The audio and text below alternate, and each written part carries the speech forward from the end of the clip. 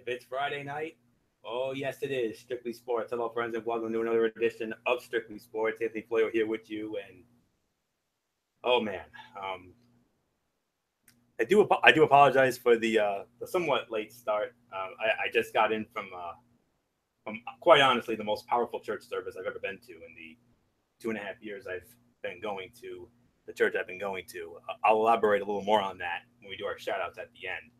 So so that's why we're 10 minutes late, but not that's not too bad at all. So this is almost about the normal time we usually start anyway. So, but anyways, I just wanted to explain that, get that off the chest. So I'll have more on that, like I said, at the end of our show when we do our shout outs, because I'm going to make sure he gets a very special shout out, the gentleman who came to our church tonight. So, all right, with that being said, man, I thought it was powerful there. I mean, my goodness. I mean, it's powerful everywhere, man. I mean, look at this. I mean, we got all these deals going around in the NBA. I mean, I know it's not on the docket, but man, oh man, I can't believe all these deals that have been going down. Whoa, unbelievable. So I'm sure maybe Derek will have that on the docket for us next week. But boy, howdy, I mean, wow. Just finding out about some of these NBA deals. I mean, my goodness gracious. So oh boy, but we'll get into that soon enough. But let's focus on what we have on the docket tonight. From what I see, um, doesn't really look like there's any noggin diva nonsense here. I'm very happy about that. Looks like it's pretty much gonna be dominated by like hot stove transactions in the NFL and in the NBA. We're going to talk about Derek Carr. We're going to talk about Andy Reid staying in Kansas City. The GM getting fired. We'll get into that. Paul George. We're going to address Paul George. Oh yes.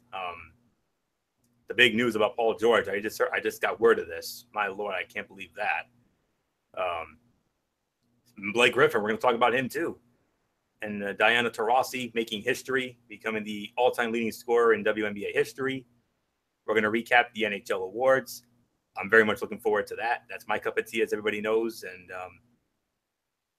we'll give our early thoughts on the mega fight with Conor McGregor and Floyd Mayweather. That's coming up in 2 months' time, and then we'll close it out with the Major League Baseball power rankings. And boy, howdy! I mean, a lot of things going on in ball right now. So yes, indeed. So with all that being said, let's dive on into our first story of the night, and that is Derek Carr. Derek Carr of the Oakland Raiders. Last week, he signed a $125 million extension, and that made him the highest paid player in the NFL.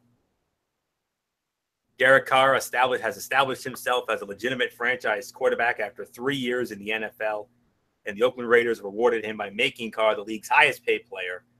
Carr and the Raiders agreed on a new deal worth $125 million over 5 years, according to NFL Network's Ian Rappaport.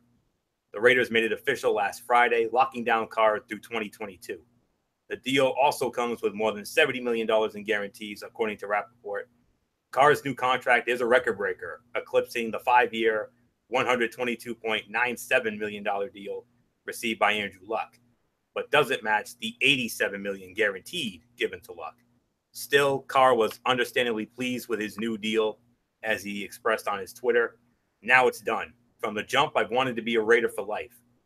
One step closer to that. Blessed. Business done. Let's just play now. Carr was set to be a free agent after his rookie contract expired in 2018, and he made it clear that he wanted a new deal done before training camp started, going so far as to say, I wouldn't answer my phone, and just playing out the rest of his current contract. When NFL Network's Alex Flanagan asked Carr about what he makes of the reports that he's mad that the contract wasn't done, he said, that's a tough deal. It's a business thing. Obviously, all the players want it done. Having to answer questions from teammates, hey, what's the deal and all this? I have nothing to tell them. There's nothing done yet. That's the hardest part for me. It's just my teammates having to answer the questions. Carr said he doesn't want to be a distraction to his team or to anyone in the organization. He said both sides know he wants to be a Raider for life. Once training camp starts, Carr said his focus is all on football. He hoped both sides would come to an agreement before training camp, so his teammates can focus on winning and not have to answer questions about his contract situation. Fortunately, both sides came to an agreement in time, so Carr will be staying in Oakland and eventually Las Vegas for the long haul. Absolutely, the right move was made. He had, you can make an argument, he had an MVP type season last year. For the first time in a decade and a half, the Oakland Raiders were actually fun to watch. They weren't fun to watch. They hadn't been fun to watch since the days of Rich Gannon and Charlie Garner and Jerry Rice. You know, those early 2000 teams. You know, when they went to the Super Bowl in the 02-03 season, and then of course that infamous Tuck Rule game in the blizzard, which ended up being the final game in the old Foxborough Stadium. Mr. Bullock could tell you stories on end about that, but then again, MF and I could too. But nonetheless, the right move was made here. I mean, this is a team, and this team is a work in progress. I'm telling you. I mean, and I got to give credit to Michael Fletcher, good old MF Michael Fletcher, our NFL authority. MF saw something in this team last year when we did our NFL preview show. He saw a vision. He saw this team actually being. He had the balls to say that they were going to win the division. And what happened? They won the division. They made MF look like a genius. I'll be honest, I had doubts, honestly. And I'm sure Bullock, and I think Bullock did too, but no. They were the biggest surprise in the NFL last year. I honestly did not expect them to be good, but boy, howdy, were they good. They went 12-4. They won the division. The only downside was Derek Carr got hurt.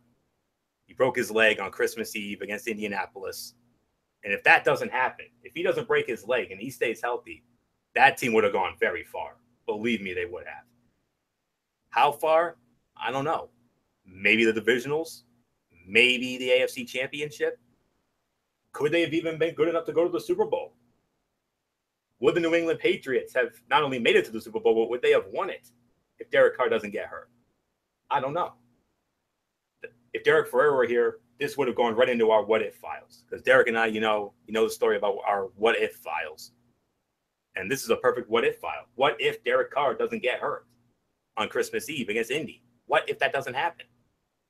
That Raider team would have been right there.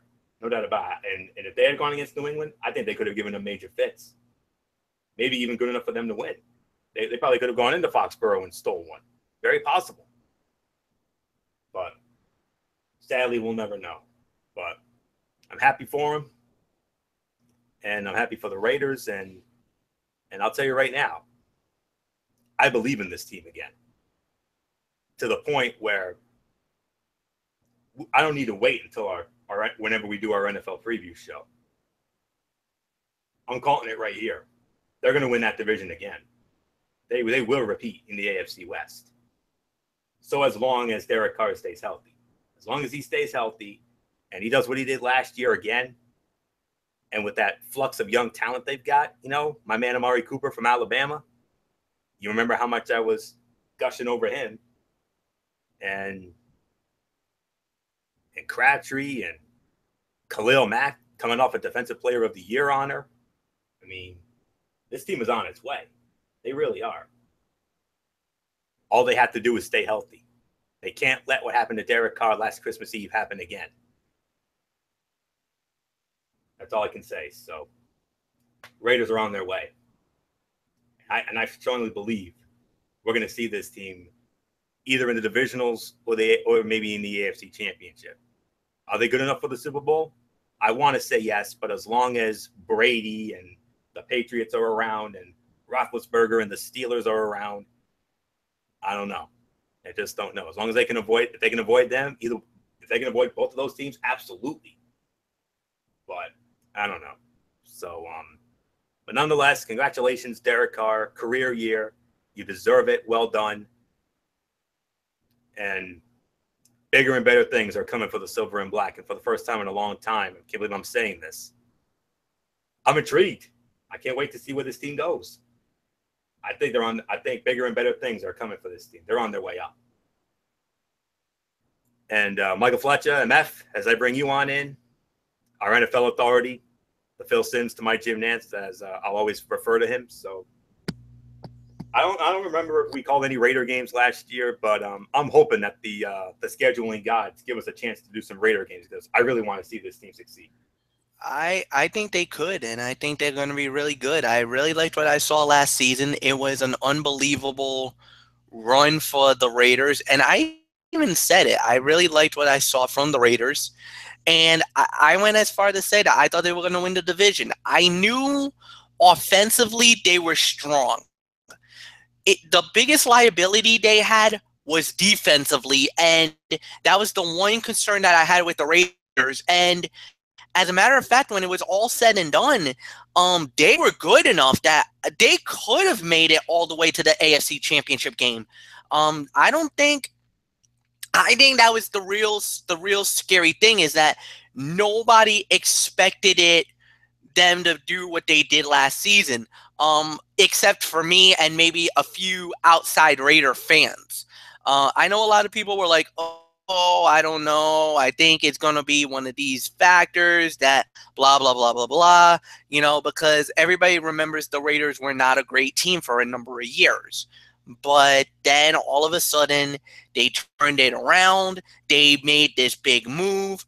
And the next thing you know, here we the Raider Nation is back. They're better than ever. And now look at what they've done during the offseason.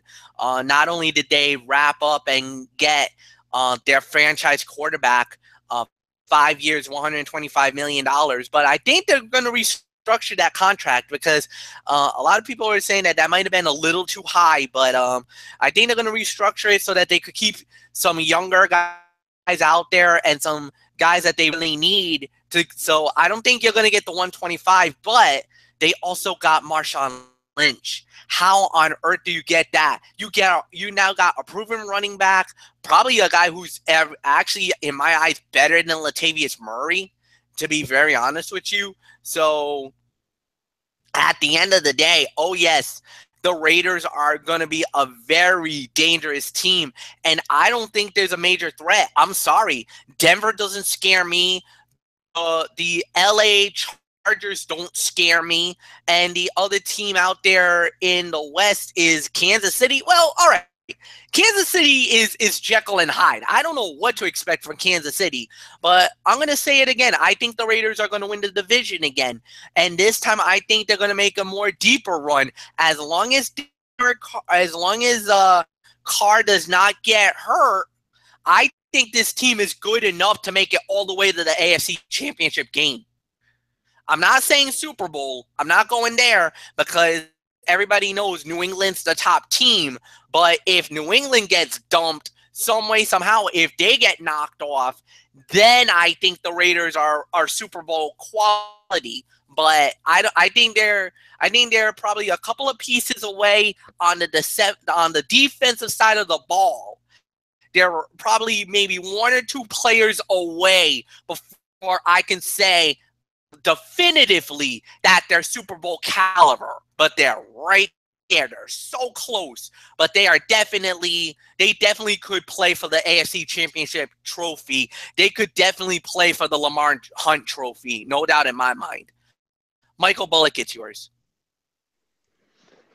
Yeah, I like this deal that Derek Carr got. I mean, it was definitely deserving, especially after the year that he had this past season before the injuries, the injuries that he suffered. I mean,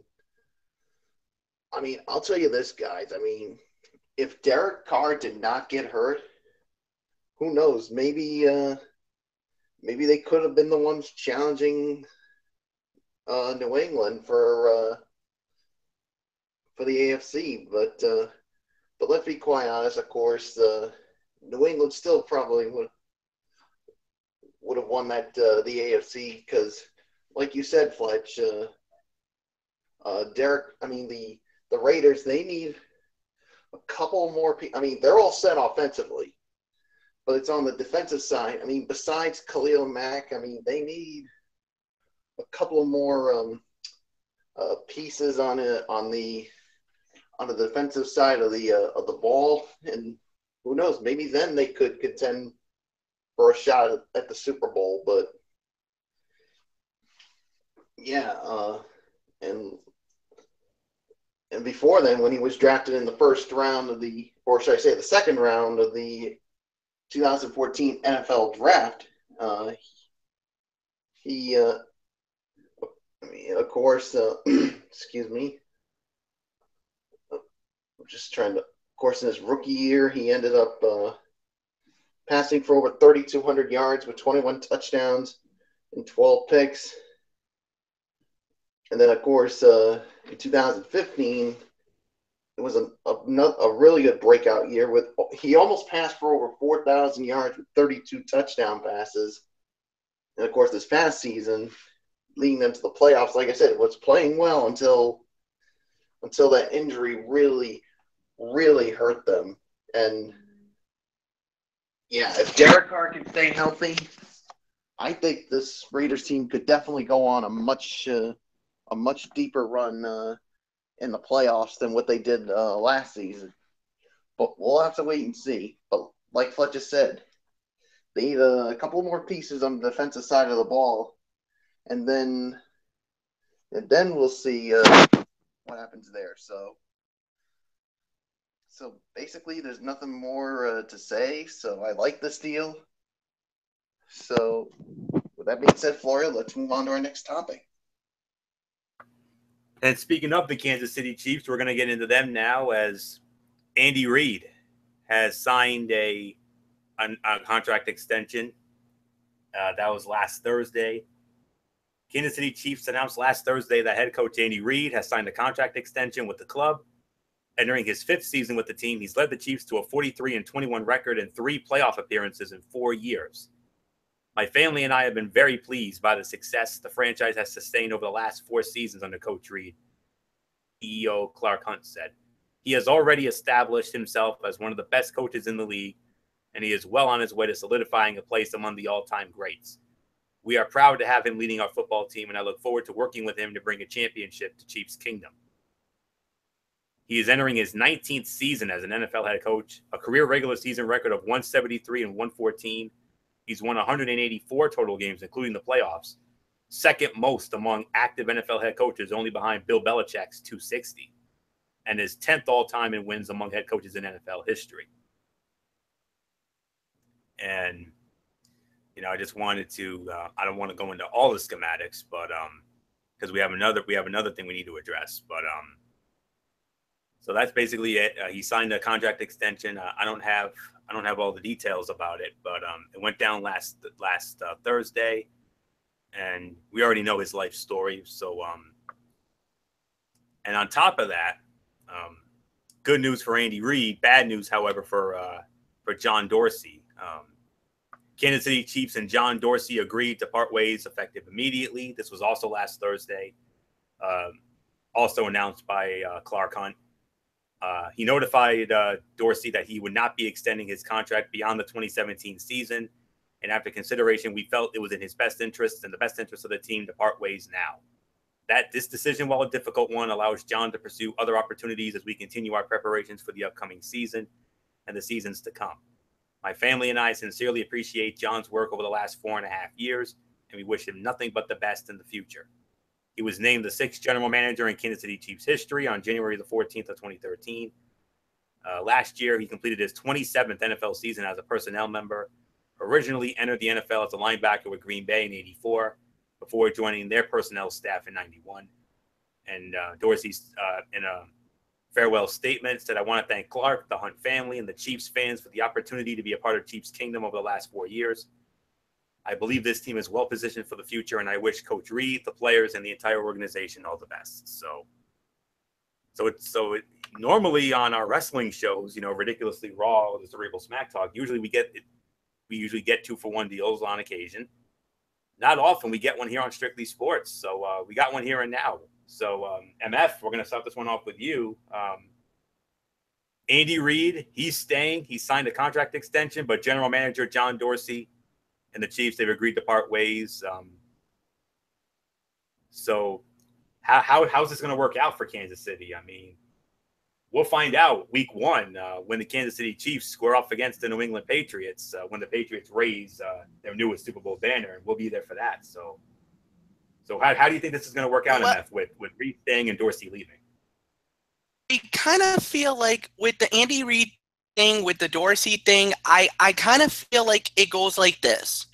Number one, the way that Kansas City needs to handle this, it kind of feels like it's going to be more like, it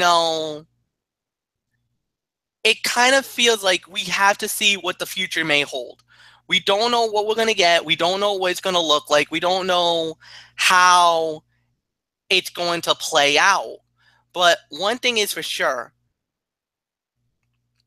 I think at the end of the day, it's going to be, how's it going to play out? How's it going to look? And normally when a GM leaves, it's tough.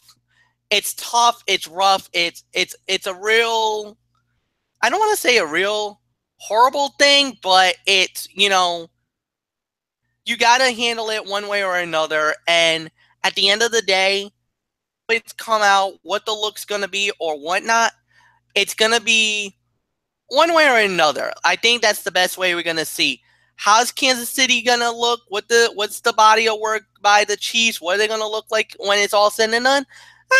We'll wait and find out. One thing's for sure. It's going to be a very interesting offseason. It's going to be a very interesting thing. But, sometimes this has to be done. And, after everything that has happened, I think Kansas City will be fine. It's just, this is a front office personnel move that needed to be done. What's it going to look like when the season begins? Well, we'll find out. One thing's for sure. It's going to be very interesting to watch. So with that said, to you.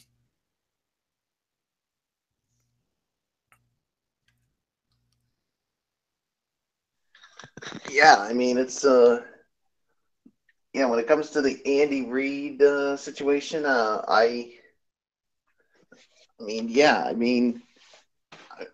it's a good signing. I mean, especially with what he's done during his tenure as the Kansas City Chiefs coach. Of course, 2013, of course, led them to the playoffs. Of course, losing in the wild card round to the Indianapolis Colts, and then of course they missed the playoffs the following year, and then the year after they got to the divisional round only to lose to the Patriots, and then the following year they lost in the divisional round to the Pittsburgh Steelers. So so it's going to be interesting to see how this team will be going forward now that their GM is gone. So, I mean, what's going to be the future of Alex Smith and some of these other players? I mean, we're going to see what this team is definitely going to be made of this season, especially when they open up the season against the New England Patriots. So who knows? I mean, this could be –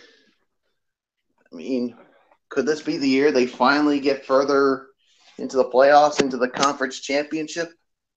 We'll have to wait and see. But they do have the right coach in Andy Reid to lead them through. I mean, especially with his track record, especially leading the Philadelphia Eagles to the Super Bowl in Super Bowl 39. So, so it's basically a wait-and-see situation. So nothing else to say. Florida, what's yours? I'm right there with you guys. I mean, Andy Reid staying is far and away, as just like with Derek Carr with Oakland, this is most definitely the right move as well. I mean, he has done a wonderful job with this team. I mean, they were a so-so team before, but he's got them, as a fun to watch team. And MF, we're going to get to see that right out of the box. That opening game, that very first game of the 2017 NFL season, on September the 7th, on the Thursday night, when the Kansas City Chiefs go into Gillette Stadium against the New England Patriots. And it's definitely going to be something. I mean, I remember that divisional game they had a couple of years ago. And we definitely had some fun with that, but we'll see what happens. But Andy Reid, I mean, I'm gonna be really honest with you. Andy Reid is far and away the best coach that has yet to win a Super Bowl. He's the best coach that hasn't won a Super Bowl yet. I mean, you think about what he did in Philadelphia. I mean, he had all those great years in Philadelphia. All those great regular seasons. Unfortunately, nothing to show for it. Yes, they got to a Super Bowl, but they lost mainly because of that very poor clock management at the end of that game. Let's not kid ourselves. That's what cost them in the end. If it wasn't for that, who knows? Maybe they would have won that. That would have been wonderful to see them win that. But with Kansas City, I mean, 3 postseason appearances in the last 4 years, including last year, where they were the number 2 seed, and I believe they were the number 2 seed, weren't they? Yeah, they were the number 2 seed. They lost to Pittsburgh. Lost to the Pittsburgh Steelers in that divisional round. A game that was supposed to be the afternoon game, because of very bad weather in the Kansas City area and ice and all that. They had to push it back to the nighttime game, and it ended up being a wonderful game. A game that MF was very happy about, because that was a low-scoring defensive battle. And I stand corrected. Kansas City won that division last year. Oakland was the wild card team. We forgot about that, but I think it'll be different this time around. I think Oakland's winning that division. I can definitely see Kansas City as a wild card team, and Andy Reid is the right guy that'll get him there. I mean, this is another fun young team that I have very high hopes for. I think they can do well. I can only see divisional for them, because to me, if I'm going to be real honest, New England and Pittsburgh are still the 2 best teams in the AFC. I don't care what anybody says. If anybody wants to debate me on that, go right ahead. But New England and Pittsburgh are the top 2, no question. Oakland's right there as well. And then you've got KC and some other teams that we'll talk about that in a couple months or so. But Andy Reid, I definitely like that move. The Dorsey move out of nowhere, but I mean, I can't really say if it's a good move or not. I mean, whatever's best for the team. I mean, don't read it. I mean, I hope he's not reading anything into it, because he's one of the guys that got them there. No doubt about it. He's one of the guys that got Kansas City, on the precipice of the AFC. So I'm sure he's going to end up somewhere else. I'm sure he's going to be a GM or an executive of some sort with some other team who needs one. So I don't know much about Dorsey, but what I do know about Andy Reid is a very good coach, and like I said, he's the best one that has yet to win a Super Bowl. And I hope that by the time he retires, I hope he gets that Super Bowl ring, because he certainly deserves it. He's one of the great coaches out there. I love his style, and unfortunately, they just run into better teams. I mean, that's what happened. But I wish them all the best, and that's really all there is to say about that. So, okay, we're going to talk about some NBA deals now, and oh my, that's all I can say. When it came to the docket,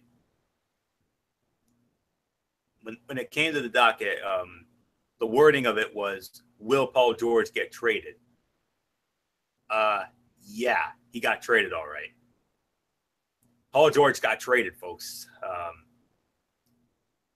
He's no longer with the Indiana Pacers. So we already know the answer to the question. Yes, Paul George not only will get traded, he got traded. He got traded tonight, about an hour or so ago. Paul George is now going to call Oklahoma City, Oklahoma, home, because the Indiana Pacers have agreed to trade 4-time All-Star forward Paul George to the Oklahoma City Thunder, according to ESPN's Ramona Shelburne on Friday night. As part of the deal, the Pacers will also acquire guard Victor Oladipo and second-year big man Domantas Sabonis, sources say. The trade ends weeks of speculation regarding George, the 27-year-old forward who had committed to playing with the Pacers through the 2017-18 season, but said he would become a free agent next offseason and preferred to join the Los Angeles Lakers. George is from Southern California. George had been linked to several teams since, including your three-time defending Eastern Conference champion Cleveland Cavaliers, Michael Bullock's Boston Celtics, and the Houston Rockets. But the Thunder won out on the George sweepstakes, a move that no doubt leaves reigning NBA MVP Russell Westbrook happy and shifts another star player from the Eastern Conference to the West. And, of course, the other big move with the Minnesota Timberwolves acquiring Jimmy Butler from the Chicago Bulls on draft night. Las Vegas immediately took note of Friday night's blockbuster trade. Oklahoma City's odds to win the NBA championship next season went from 80-1 to 40-1, according to the Westgate Las Vegas. As for the East, the move solidifies the Cavaliers as the class of the conference. The East continues to get worse, a source told ESPN's Dave McMenamin. There was a belief by the Cavs that Indiana president of basketball operations, Kevin Pritchard, when it came down to pulling the trigger on a George deal, felt more comfortable shipping him to a Western Conference team rather than an East rival. The Celtics and Cleveland both made countless inquiries, eliminating a potential roadblock as the Pacers begin a rebuild. Meanwhile, a source told ESPN's Jeff Goodman that the Celtics offered 3 first-round picks. They did not include the Brooklyn Nets pick in 2018 or the LA Lakers Sacramento Kings pick, and 2 starters, Jay Crowder being one, for George on draft night, but were rejected. The Thunder were last in the NBA in three-point field goal percentage last season at 32.7%. George shot 39.3% last year, which would have ranked first on OKC with a minimum of 5 attempts. Okay, so with all that being said, Michael Bullock, you get to start this off. Will Paul George get traded? Oh, yeah, he got traded. He's now a member of the Oklahoma City Thunder. Michael Bullock, what do you make of this? I mean, we knew Paul George was gonna get traded, but there were rumors speculating that, well, the Celtics were gonna be one of the teams, even the LA Lakers, and even the Houston Rockets tried to get Paul George, but in the end, he ends up getting traded to the Oklahoma City Thunder. I mean, I don't think any of us expected that, but yeah, now you add Paul George along with the reigning MVP and Russell Westbrook, and yeah, I mean, and now Russell Westbrook has that guy to really help him out since Kevin Durant left, and Paul George is a really good scorer, and yeah, and who knows, maybe with the addition of Paul George, this will definitely make the Oklahoma City Thunder go on a deep run in the playoffs, because they did lose in the first round. So yeah, and I think with this move, I think Indiana's now they continue to be in a rebuilding mode. So yeah, I like the move, but we'll wait and see how it transpires for Oklahoma City. So that's pretty much all I can say on it. So Florio, it's yours. Wow, seeing the odds go from 80-1 to 40-1. And Florio, I don't think any of us had the Oklahoma City Thunder. Oh no. Because like I said, the Celtics were a team that was involved in the sweepstakes for them, the Lakers, even the Rockets. Yes, and but none of us expected Oklahoma City. No, indeed not. And our good friend of the show, who's an old friend of mine, who I reconnected with on Facebook, Dan Kamanapali, he simply wrote on his Facebook, OKC, ? And like 6 exclamation points. And he basically addressed what I just read from the schematic. he obviously wanted Paul George because just like you, Michael Bullock, Dan is a major Boston Celtics fan. He's a big time Celtic fan, and he said he was a 1-year rental anyway, and he says our sights are on Gordon Hayward. If that falls through, oh boy. And he also said they wanted so much from us, but no draft picks from OKC. I believe it's because we're in the East. Take as much as they could from us. Danny did the right thing. Yeah, so that's what he said on his Facebook there. So Oklahoma City just definitely got better. I mean, Russell Westbrook coming off of that MVP season, rightfully so. I mean, they got that one right when it comes to the NBA awards, absolutely.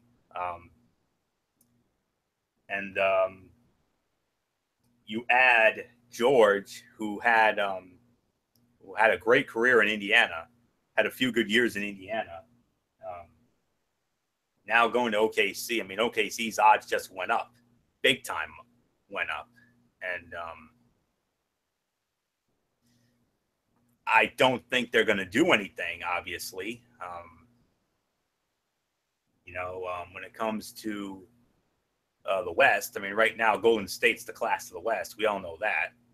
And, of course, San Antonio, once they get their core guys healthy again, your Kawhi Leonard, your Tony Parkers, your Ginobili's and all that. If you get those guys healthy, San Antonio's going to be in that mix. Of course, Houston, with Harden and those guys.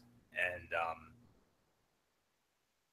so this is definitely a game changer in the West. I mean, Oklahoma City just became a contender. I mean, I still don't think. Even with this move, I still don't see Oklahoma City getting by a San Antonio or a Golden State or a Houston. I mean, that was proven this past playoff year where OKC went down in the first round to Houston, but they didn't have Paul George, obviously, and Paul George in Indiana, of course, got swept by Cleveland in the opening round of the playoffs as well. So we'll see. So major game changer. I mean, this is most definitely the big blockbuster move of the night. Although we have another move coming up. It's not a trade. It's a staying. It's another extension and a huge one at that. We're going to get into that in just a moment. But, oh, man, OKC's on. I mean, it's very simple. The Western Conference in the NBA is on the rise, and the Eastern Conference in the NBA is on the decline. Just saying. So, MF, our NBA authority, I mean, I know you and your NBA friends, Alex Zapata, Kaiser Butler.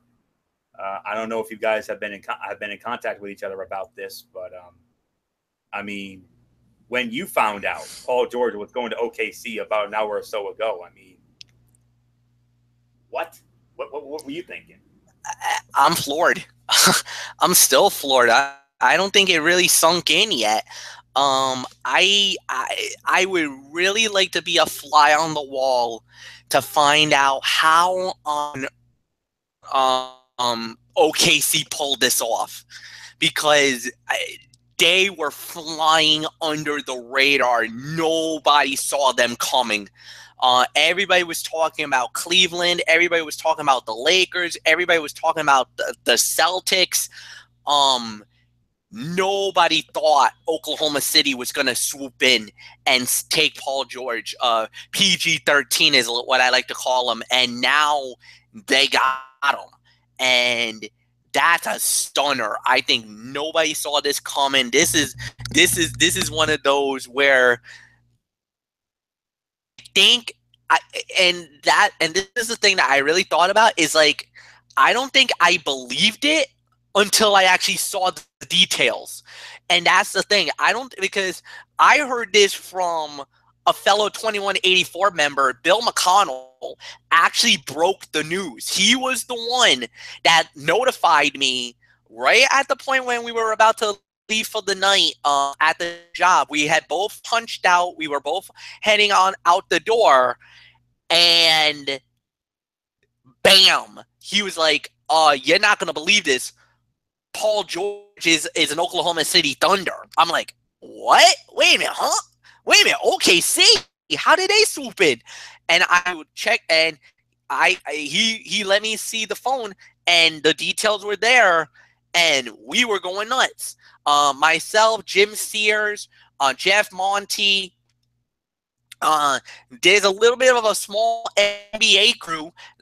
There's the traditional hockey crew, but there's an NBA crew, a 2184 NBA crew, and we all kind of were like, what just happened? We're all kind of figuring it out. We don't know it was really, I'm going to say this has to go down as one of the most stunning, shocking, twist of fate moments I think we've ever had in the history of, like, none of us saw this coming. None of us saw this trade happening. And, you know, if you're Oklahoma City, congratulations. I mean, what a steal for you guys. Now you got 2 perennial all-stars on your team, and you're not even done. Because according to, now I can actually drop a little bit of a major rumor. As a matter of fact, this weekend, they're going to talk to Zach Randolph, formerly of the Memphis Grizzlies, and they are actually talking with him. There's 3 teams that are actually talking with Zach Randolph right now. The Clippers, the Grizzlies wants to re-sign them. The Clippers and Oklahoma City. If they get Zebo, if they're able to get Z-Bone and they get Zach Randolph, Paul George, and Russell Westbrook, you got a big 3. And that can get you notice in the West. Now, like you said, the West is absolutely loaded right now because you got the top team is actually Golden State, the NBA World Champions. San Antonio, my number 3, because of a move they made. I know we'll probably get into it next week, but I wish we got into it tonight because to get this player is a game changer.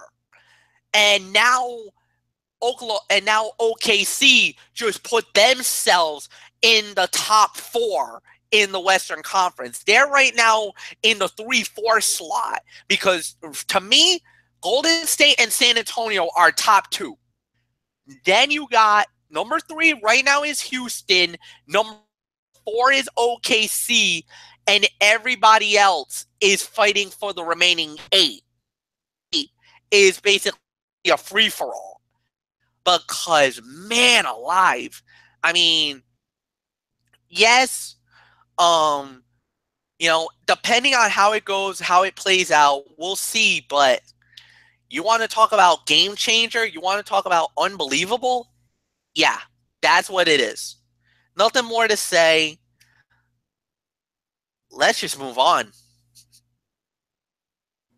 And we're going to move on to the other big NBA transaction news tonight. Another miswording on the docket here. We were initially going to talk about Blake Griffin opting out of his deal with the Clippers. Well, nope. We're not going to talk about that because Blake Griffin has reached a new agreement with the LA Clippers. He has reached agreement on a 5-year, $173 million deal with the Clippers, league sources confirmed to ESPN. Griffin reportedly met with team owner Steve Ballmer, president and coach Doc Rivers, special consultant Jerry West, and several players at Staples Center on Friday night. One person involved reportedly described it as a trip down memory lane, with players Jamal Crawford, DeAndre Jordan, Patrick Beverley, Wesley Johnson, and Sam Decker all featured in the production. Griffin reportedly had been scheduled to meet with the Phoenix Suns and Denver Nuggets once free agency started tomorrow. Griffin did not get a no-trade clause as part of the new contract, sources told ESPN's Ramona Shelburne. The agreement was first reported by The Vertical. The 6'10" Griffin had previously told the Clippers he would decline his player option for next season. He is recovering from a toe injury that has left him questionable for the start of the season. He suffered the injury to the plantar plate of his right big toe in Game 3 of the Clippers' first-round playoff series loss to the Utah Jazz. In the 2016 playoffs, he suffered a quad injury in Game 4 of the Clippers' first-round series against the Portland Trail Blazers. He did not return for the remainder of that series, and the Clippers were eliminated in 6 games. In a podcast earlier Friday with USA Today's Sam Amick, Lawrence Frank, the Clippers' executive vice president of basketball operations, talked about Griffin's importance to the team. Frank said, and I quote, "The perception of the Clippers changed once Blake Griffin started as a Clipper, right?" Frank said, and we've had great success. Chris, obviously, was great. Chris's winning ways, we're grateful for them. Frank said of Chris Paul, whom the Clippers traded to the Houston Rockets, as MF was referring to this past week. But Blake is in a position where we look at him as Clipper royalty, and it hasn't changed. So we are going to do everything we can to keep Blake a Clipper. Mission accomplished, man. You did it. 5-year, $173 million deal. Oh, yeah, that'll do it. So,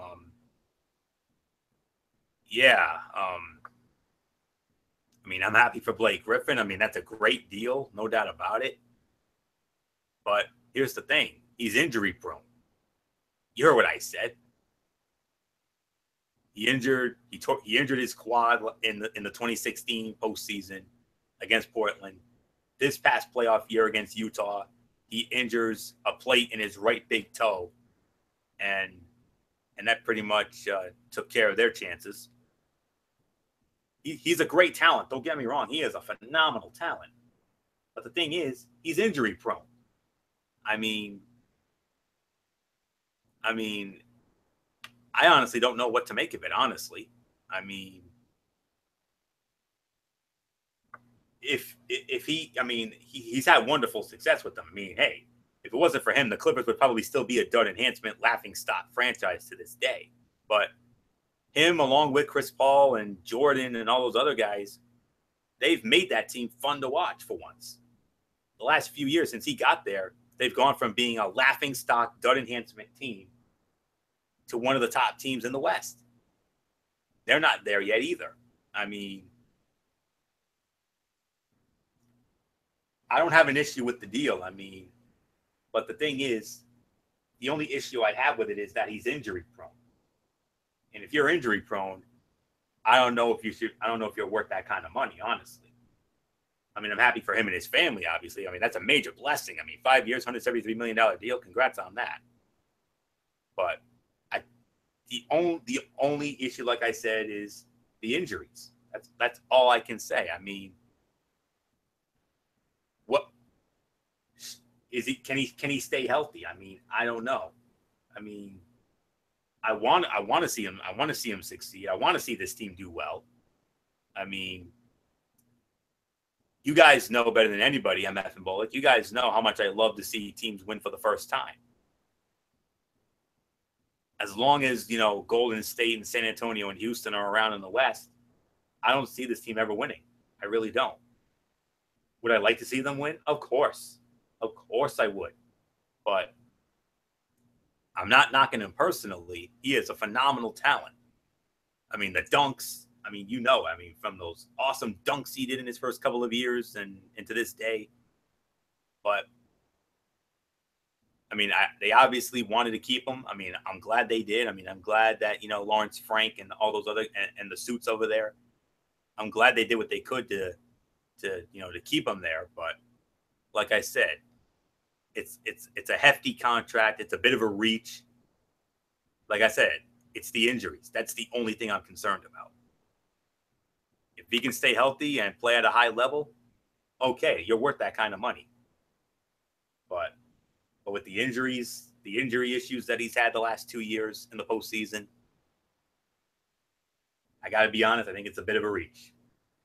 That's the only thing that's the only problem I have with it. Sorry, just being honest. Telling it like it is, like I always do, Jesse Ventura.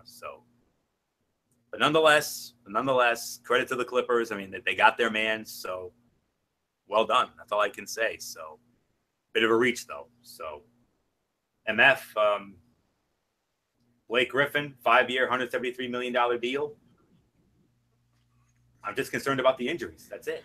Well, the thing is that yes, it is a reach, but whenever he's healthy, he's a phenomenal talent, and I think that's why. Whenever he's on the court, he is a game changer. Whenever he's on the court, he's an amazing player, and that is as good as it could get. So I understand it. I get it. There's really nothing more. You really said it. The injuries is the one concern I would always have as well, and that's a thing that you also have to think about. And it's tough. It is really tough. It is not. It's never easy. But let me tell you, it's just again with everything that the Clippers have happened, or with everything that has happened with the Clippers, I should say. They need a face of the franchise, and Blake Griffin is that guy. I mean, it is going to be very interesting to see what they do. You know, down the line, how are they going to address the situation now that Paul George is no longer there? I guess I'll let that cat out of the bag. But the thing is that how do you surround yourself with the pieces? And most notably, think about this. Their general manager now, or the guy who's running the basketball operations, is Jerry West. Now, need I remind you, Jerry West was the reason why the LA Lakers went back to Showtime Lakers, because he was the one that brought Kobe and Shaq together. He not only did that, but he was the reason the Memphis Grizzlies were an unbelievable team. They were a major threat for a number of years in Memphis. And now he's going to the Clippers to try to fix that, to fix the team.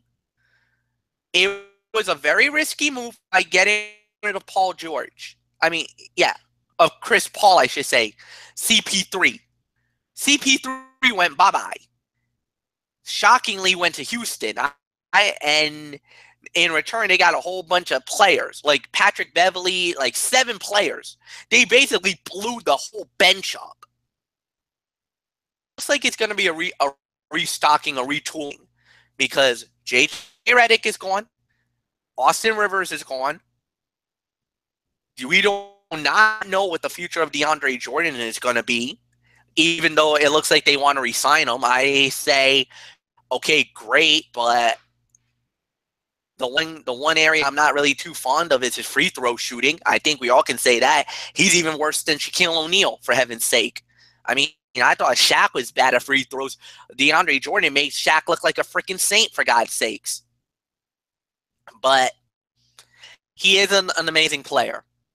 So is Blake Griffin. But like Anthony said, Griffin cannot stay on the field for a whole season.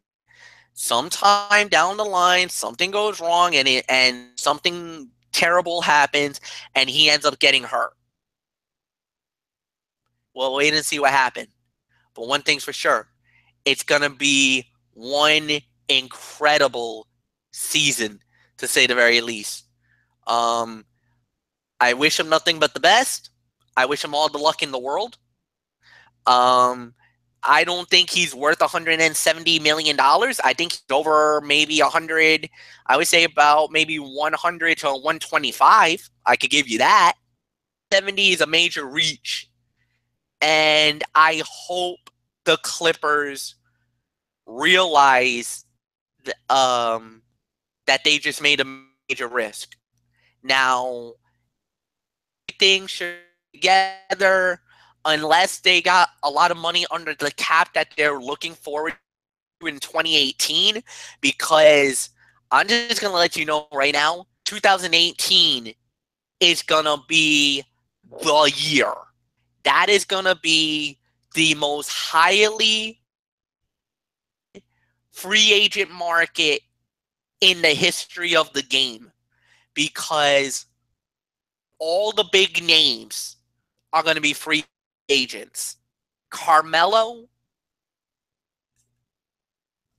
Steph Curry, LeBron James, all these cats are going to be out for sale or up for sale. You have to do your due diligence.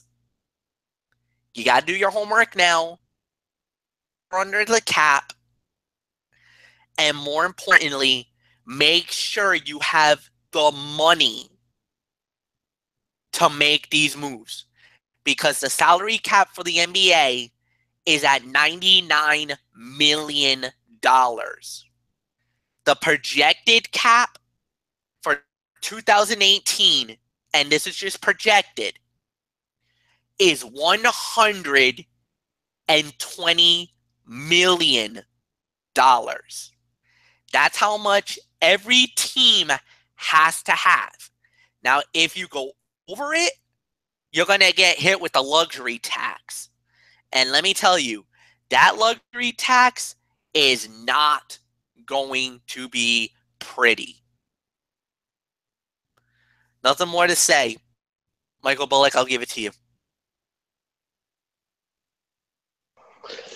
Yeah, I mean, I do agree with Anthony. I mean, Blake Griffin is injury prone, but what Fletcher also mentioned, when he is healthy, he puts up some real good numbers and is a tremendous athlete. So, yeah, I mean, I'm sure you could. Yeah, and I mean, yeah, you could say that the 174. I do agree. It is a little bit of a reach. I mean, I think he's more like what Fletcher said, maybe in the 120, 125 range. But yeah, I mean, the 5 years. I mean, I do agree, but the number should have been a little bit lower. But obviously, the Clippers needed to keep him around, obviously, because he is the face of that franchise. I mean, because like you said, before he arrived and before Chris Paul arrived, I mean, they were just another team. They've been going through these bad times, and but when they came around, they turned around into a pretty good team. But I'll be interested to see how this Clippers team is going to be. I mean, yeah, you do have Blake Griffin back, but of course, we all know about the news with Chris Paul. I mean, with him going to the Rockets, I mean, can they still be a competitive team? They're going to have to make some more moves in the offseason if they still want to be a contending team. So, I do agree. I mean, the 174 is too much, but the 5 years I think was definitely worth it. So, yeah, so there's really nothing more to say. So, Florio, I say we just move on. And we move on to history. Like MF and the late Gorilla Monsoon would always say, history was made on Father's Day Sunday in the WNBA when Diana Taurasi became the league's all-time scoring leader. With her parents watching, the Phoenix Mercury guard scored 14 points in the first half against the Los Angeles Sparks to surpass Tina Thompson on the career scoring charts. She finished with 19 points in a 90-59 defeat in LA. It's pretty special. I got to do it in front of my family on Father's Day in LA, said Taurasi. When Taurasi surpassed Thompson's mark of 7,488 career points with 45 seconds left in the first half, the game was stopped, and the crowd, which included former Lakers star Kobe Bryant, gave her a standing ovation. Once I got the basket, it was pretty cool, she said. I was trying not to think about wanted it to happen and do it organically. It did. You think about all the great players you played with, all the games. At halftime, Bryant talked to ESPN's Holly Rowe about her scoring record and her nickname, the White Mamba. She came up to me during the tournament and said, "I'm the White Mamba," Bryant, a.k.a. the Black Mamba, said, adding that he responded, "Yes, you are. You've got every bit the temperament." Taurasi needed less than 13 full seasons to score the 7,494 points. Thompson's 7488 came over 17 seasons. Congratulations to Diana on becoming the WNBA's all-time leading scorer. I am excited that it is Diana, and it is my absolute pleasure to pass the torch on to her, Tina Thompson said in a statement. Diana is one of the best players to ever play the game and definitely one of my favorites. She has done amazing things, and I am so grateful that I've been able to share many of those with her. And LeBron James posted a video on his Twitter congratulating Taurasi. And Taurasi, who averages 18.1 points a game this year, passed Tamika Catchings for second on the list earlier this season. When you're on super teams, it's easy to score, Taurasi said on Friday before scoring 15 points against the Chicago Sky that night. 2 weeks ago, Taurasi broke the WNBA record for most career three-pointers made, surpassing Katie Smith's mark of 906. Her all-time mark for three-pointers stands at 927 after Father's Day Sunday game. She turned 35 this month and doesn't seem to be slowing down. She recently signed an extension through 2020. So with all that being said, MF, we started off with you. You start off first as we pay our respects to our all-new WNBA leading scorer, Diana Taurasi of the Phoenix Mercury. I mean, what is there to say, man? Diana Taurasi, one of the great UConn women during her day, winning multiple national championships, of course, with her great head coach, Gio Auriemma. And, I mean, there's really nothing more to say. It's just been an unbelievable career for her. First ballot Hall of Famer in my eyes. And what has happened is basically everything that needed to happen or anything that was going to happen, it did. And now here we are looking at Diana Taurasi as not only the all-time leading scorer in WNBA history, but maybe as one of the all-time greatest in WNBA history, even though I know WNBA has been around for, I think, like 11, 12 years now, but she's going to go up there with, with Rebecca Lobo, with Cheryl Swoops, with Tina Thompson, with Lisa Leslie, all these great women, all these great teams that we've seen. And she has been one of those dominating players. And, for her to do what she has done is remarkable.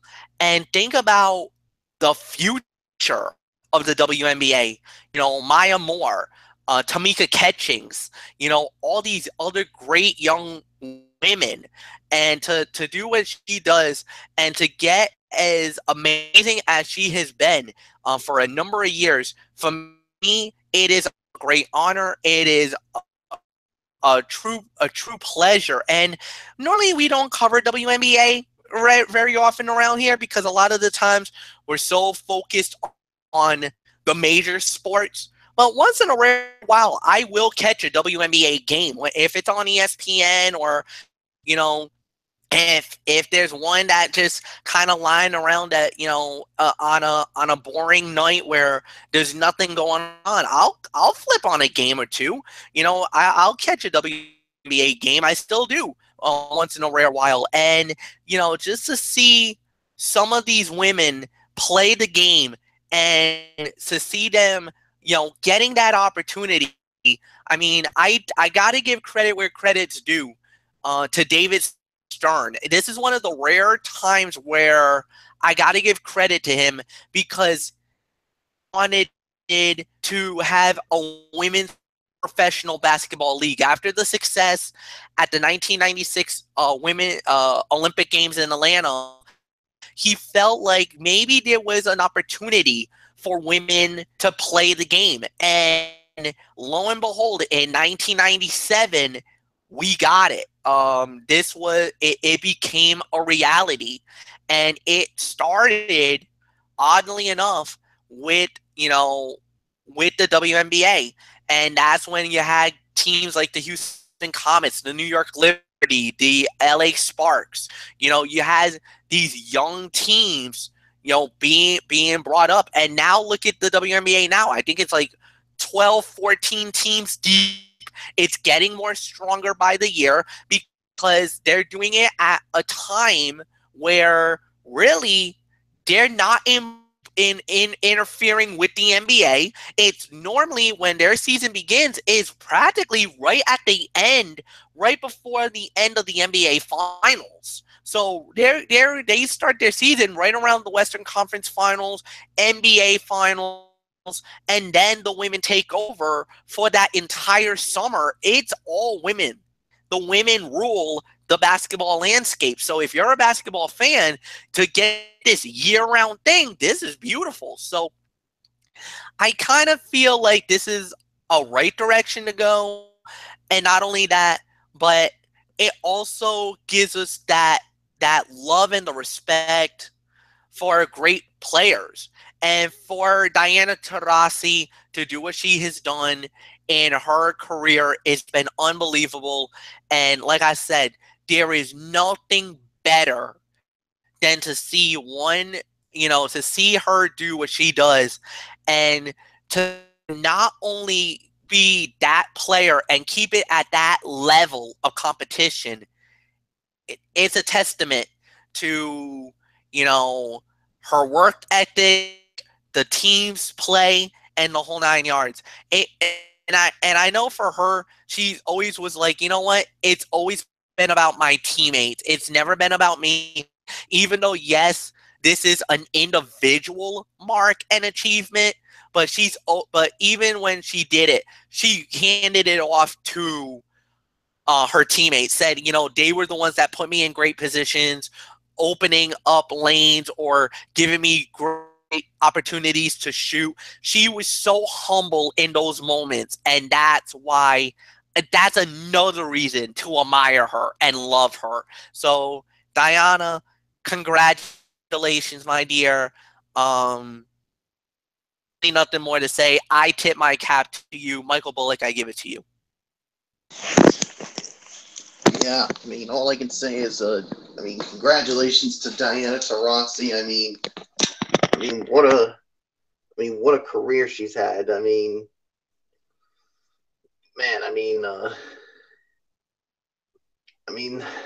She's definitely going to be. She surpassed. Like you said, with surpassing Tina Thompson as the WNBA's all-time leading scorer, and basically, she's been spending her career with the Phoenix Mercury, and she's accomplished a lot of things going into breaking that record. A 3-time WNBA champion, a 2-time WNBA Finals MVP, a regular season MVP back in 2009, a 7-time All-Star, a 9-time first team, a 2-time second team. In 2011, she was in the WNBA's top 15 players of all time.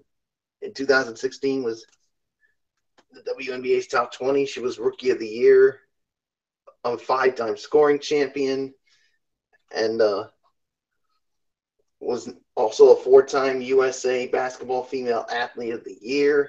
Of course, let's not forget a 3-time national champion when she was with Connecticut, and was as a 2-time NCAA tournament most outstanding player, a Naismith Award winner twice, Big East Player of the Year twice. The number. And then, of course, she led the USA to gold medals in the 4 times they've competed in the Olympics, in 2004, 2008, 2012, and then 2016. So,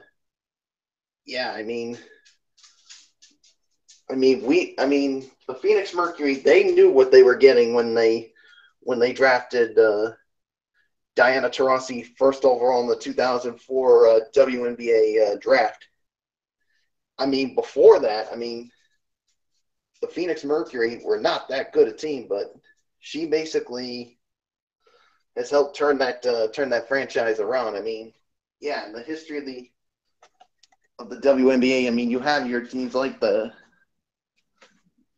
like Houston, like the LA Sparks, like the New York Liberty. I mean, and to hear that Tina Thompson basically uh, give her the respect that she has for her, I mean, it's definitely worth it. And there's another coach out there that's probably proud of her achievements, and that is, of course, the current coach of the UConn Huskies, Gino Auriemma. I mean, Gino knew what kind of a special player that she was and that she is today. So, I mean, I can't imagine somebody else trying to surpass Diana Taurasi as the WNBA's all-time leading scorer. And to me, I'll be quite honest, she's the greatest player in WNBA history, just because of all the numbers she's put up and in her fantastic career. And definitely one day we're going to see her in Springfield, Massachusetts for the Basketball Hall of Fame. So congratulations, Diana Taurasi, on being the all-time leading scorer in WNBA history. And yeah, I mean, there's really nothing more to say. So Florio, your thoughts on this tremendous accomplishment for Diana Taurasi?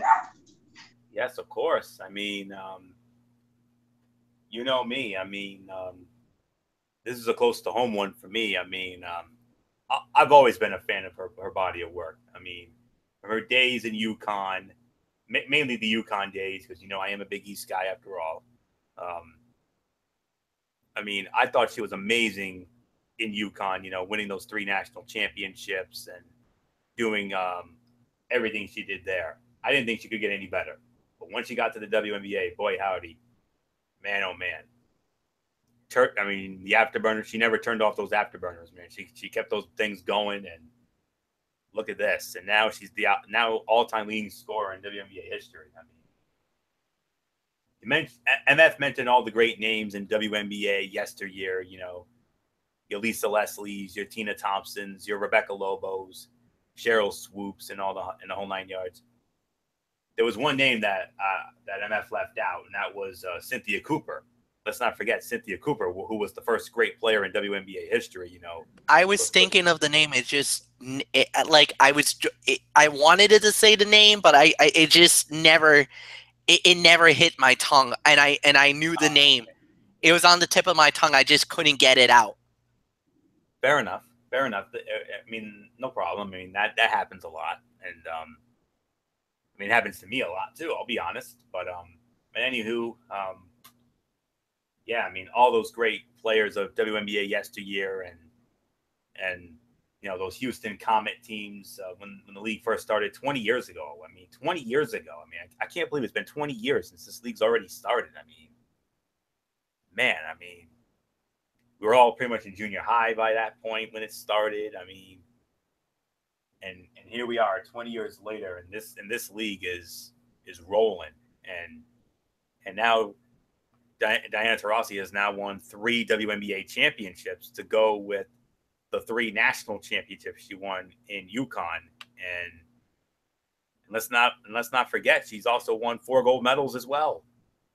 I mean, she's done it all. I mean, Bullock pretty much ran down only the notable stuff on her resume. I mean, we'd be here all night if we ran down her entire resume. I mean, her resume is longer than all 3 of our arms combined. Let's not kid ourselves. So, but nonetheless, I mean, congratulations indeed to Diana Taurasi. And what a day to do it on Father's Day. I mean, that's a special day. I mean, what a Father's Day present for her father to be there to see his baby girl become the WNBA's all-time leading scorer. I mean, if that's not a Father's Day present, I don't know what is. So, I mean, that's better than a card any day of the week. So yeah. I mean, she's done it all. College, WNBA, Olympics. I mean, you name it, she's done it. And now the all-time leading scorer in WNBA history. And yeah, she had a Noggin Diva moment years ago, but even with that hanging on her, like Bullock said, she is quite honestly maybe the greatest WNBA player right now. No doubt about it. And 35 years old, and who knows? She's probably got a few good years left in her. So congratulations, Diana Taurasi, from all of us here at Strictly Sports on your remarkable achievement. And we wish you nothing but the absolute best going forward in your future endeavors. And that's it. So congratulations indeed to Diana Taurasi. Well done. Absolutely well done. Okay. Now we're going to get into something that I've been bursting to get into pretty much for the last few minutes, and that is the NHL awards. The NHL awards went down on Wednesday night, June 21st in Las Vegas, Nevada. And we have the winners from that very night. And they are as follows. Hart Trophy for League Most Valuable Player, Connor McDavid, Edmonton Oilers. And Connor McDavid also won the Ted Lindsay Award for Best Player as voted by the NHL Players Association. The James Norris Trophy for Best Defenseman, that went to Brent Burns of the San Jose Sharks. Vezina Trophy for Best Goaltender, Sergei Bobrovsky of the Columbus Blue Jackets. The Calder Trophy for Rookie of the Year, no big surprise, Austin Matthews, Toronto Maple Leafs, absolutely got that one spot on. The Frank J. Selke Trophy for Best Defensive Forward. Go crazy, Michael Bullock. Your guy, Patrice Bergeron from the Boston Bruins, was the winner of that award. An award that MF and I always used to have fun with back in the day.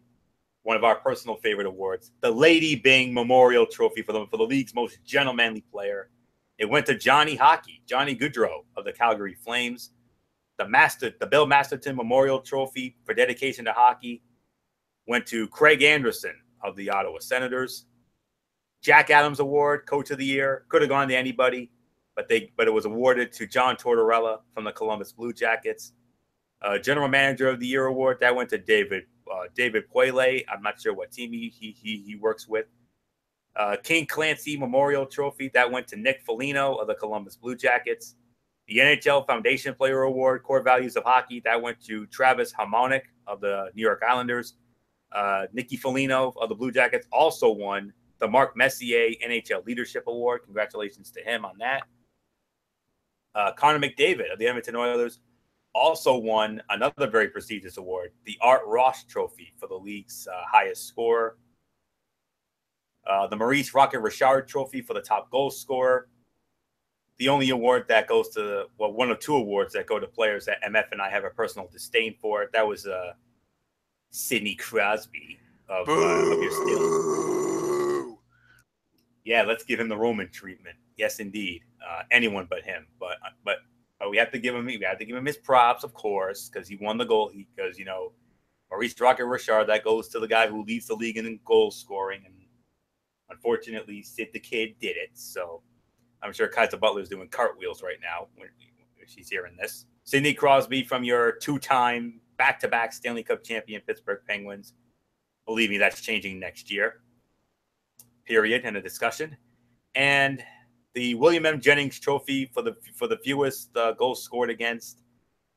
We don't like him, but we respect him. Braden Holtby of the Washington Capitals. He was the winner of that award. So there they are. Your 2017 NHL award winners. So I believe it's Bullock who starts it off. So Michael Bullock, you heard the list of winners. I'm sure you got to be more than thrilled for your boy Patrice Bergeron winning the Selke Trophy there.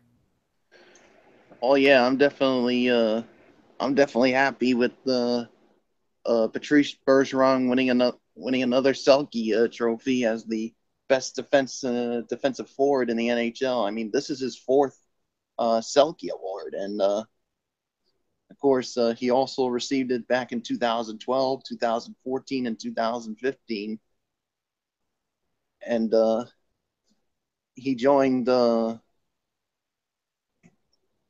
joined Hockey Hall of Famer Bob Gainey, who presented the award to him. And I mean, the other finalists, like you said, I mean, was basically Duck center Ryan Kessler and Minnesota Wild forward Mikko Koivu. But I mean, he led the league in shot attempts percentage among players with at least 40 games. He also led the NHL in face-off wins and was third in winning percentage among players to take at least 500 face-offs. His 302 shots on goal were third in the league, and the second most of his career. His 53 points in 79 games were fourth on the Bruins. So, yeah, this was definitely so congratulations to him on winning another Selke trophy.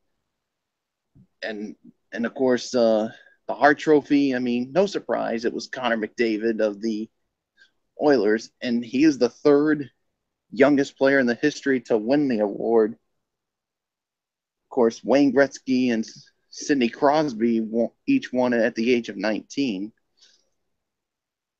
Of course, he led the league in 100 points in the 82 games in his first full NHL season. And of course, also winning the Ted Lindsay Award, of course, with just for those things. And yes, and Sergei Bobrovsky, of course, winning the Vezina Trophy, of course, he led the NHL with a 2.06 goals against average and a 932 save percentage, and was second with the Blue Jackets record, 41 wins in 63 games. His 7 shutouts were tied for third, trailing only Braden Holtby with 9 and Tuukka Rask of the Bruins with 8. Yeah, so definitely some pretty good numbers there. Of course, I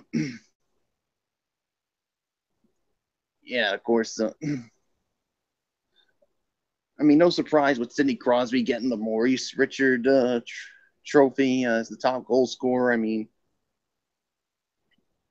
say what you want about him, but I mean, he's got the numbers to back it up. So, and John Tortorella as the coach of the year with what he did for the Columbus Blue Jackets, he helped Columbus set the record for wins and points. And they had their best season since entering the NHL in 2000. Like I said, with the 50 wins and 108 points, finishing third in the Metropolitan Division to reach the Stanley Cup playoffs for the third time in its history. So, yeah, so definitely congratulations to John Tortorella. So, yeah, I mean, I can go on and on about the rest of them, but I would basically take up the rest of the night. So, congratulations to all the winners. So Florio, your thoughts on all the winners from the NHL awards? Yes, indeed. I've been waiting to get into this. You know me, the Barry Melrose of the group, the Bill Clement to MF's Gary Thorne, and the Eddie Olczyk to MF's Doc Emmerich, and I'm going to do that right here and now. The big winner of the night, no doubt about it, Connor McDavid. I mean, he was the big winner of the night, winning 3 awards, 3 very prestigious awards, including the 2 most prestigious, the Hart Memorial Trophy for League MVP, also winning the Art Ross Trophy for the most points, was the leading scorer, and of course, also winning the Ted Lindsay Award.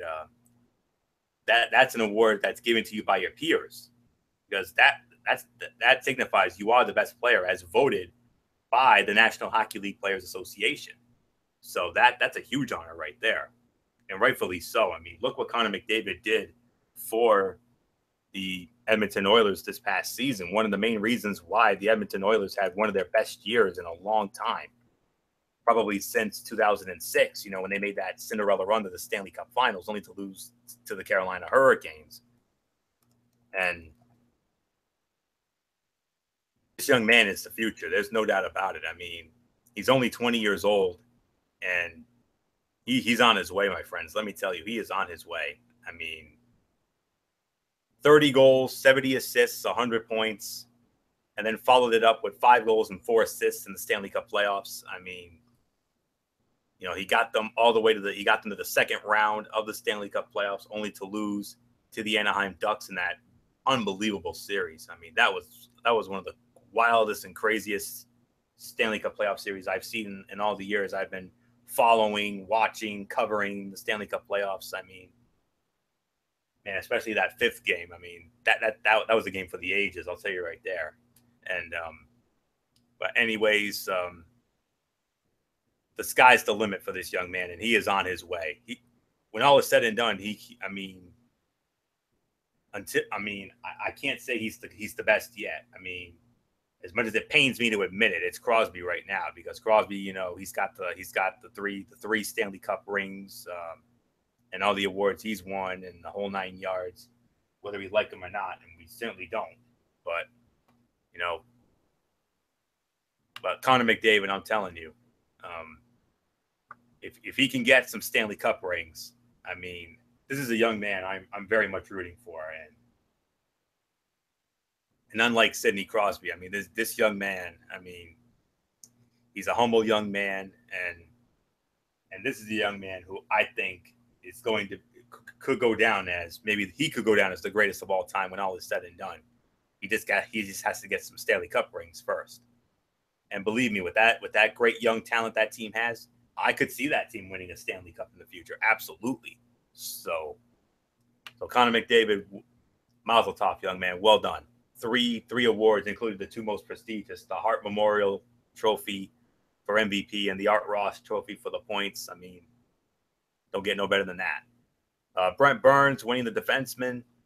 I mean, absolutely. I mean, Brent Burns had a very good year for San Jose. I mean, yeah, they didn't get back to the finals like they did the year before, but I mean he's fun to watch, and you know, his first Norris Trophy win, and you know, he had a great year: 29 goals, 47 assists in the regular season, 76 points. He didn't do much in the playoffs; he was non-existent. He only had 3 assists.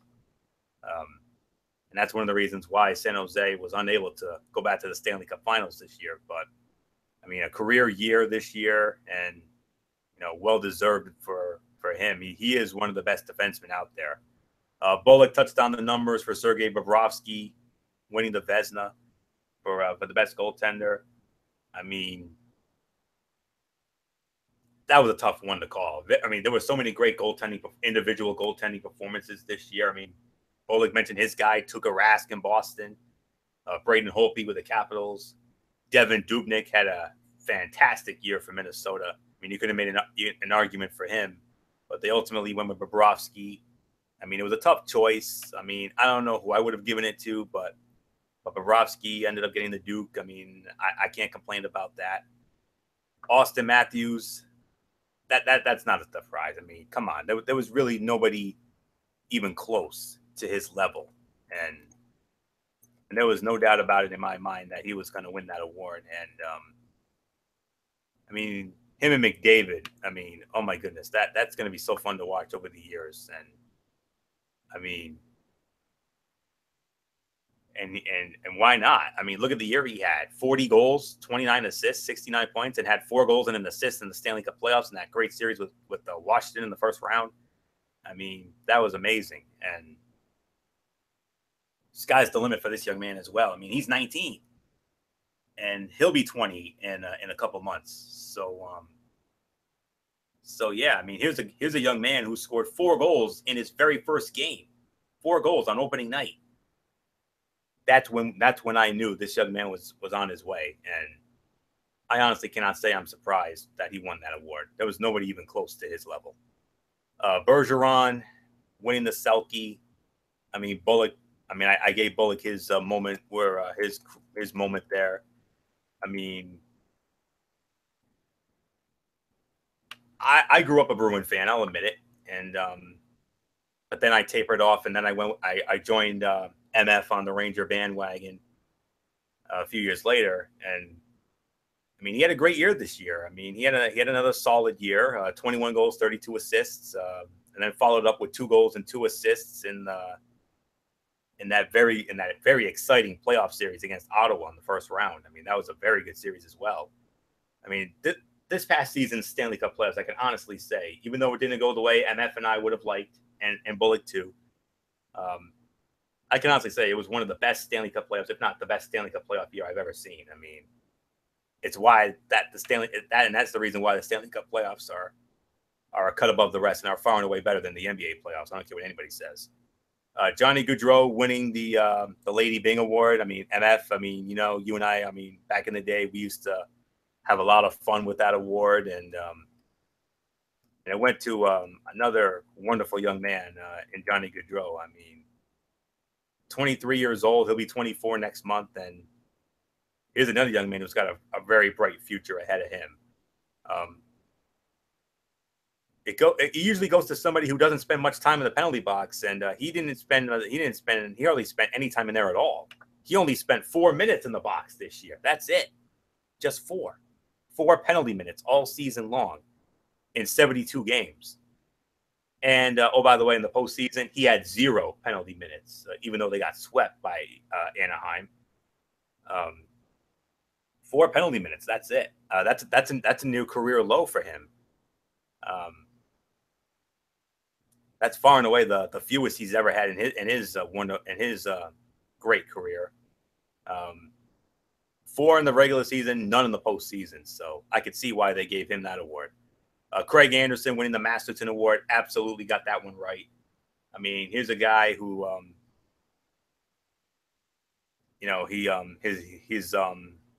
it's his wife. His wife Nicole was diagnosed with cancer, and he was diagnosed with a form of throat cancer on last October 29th, and then in May, his wife ended up getting cancer-free, and the hardships throughout the year led to him being announced as a Masterton Trophy nominee for perseverance and dedication to hockey.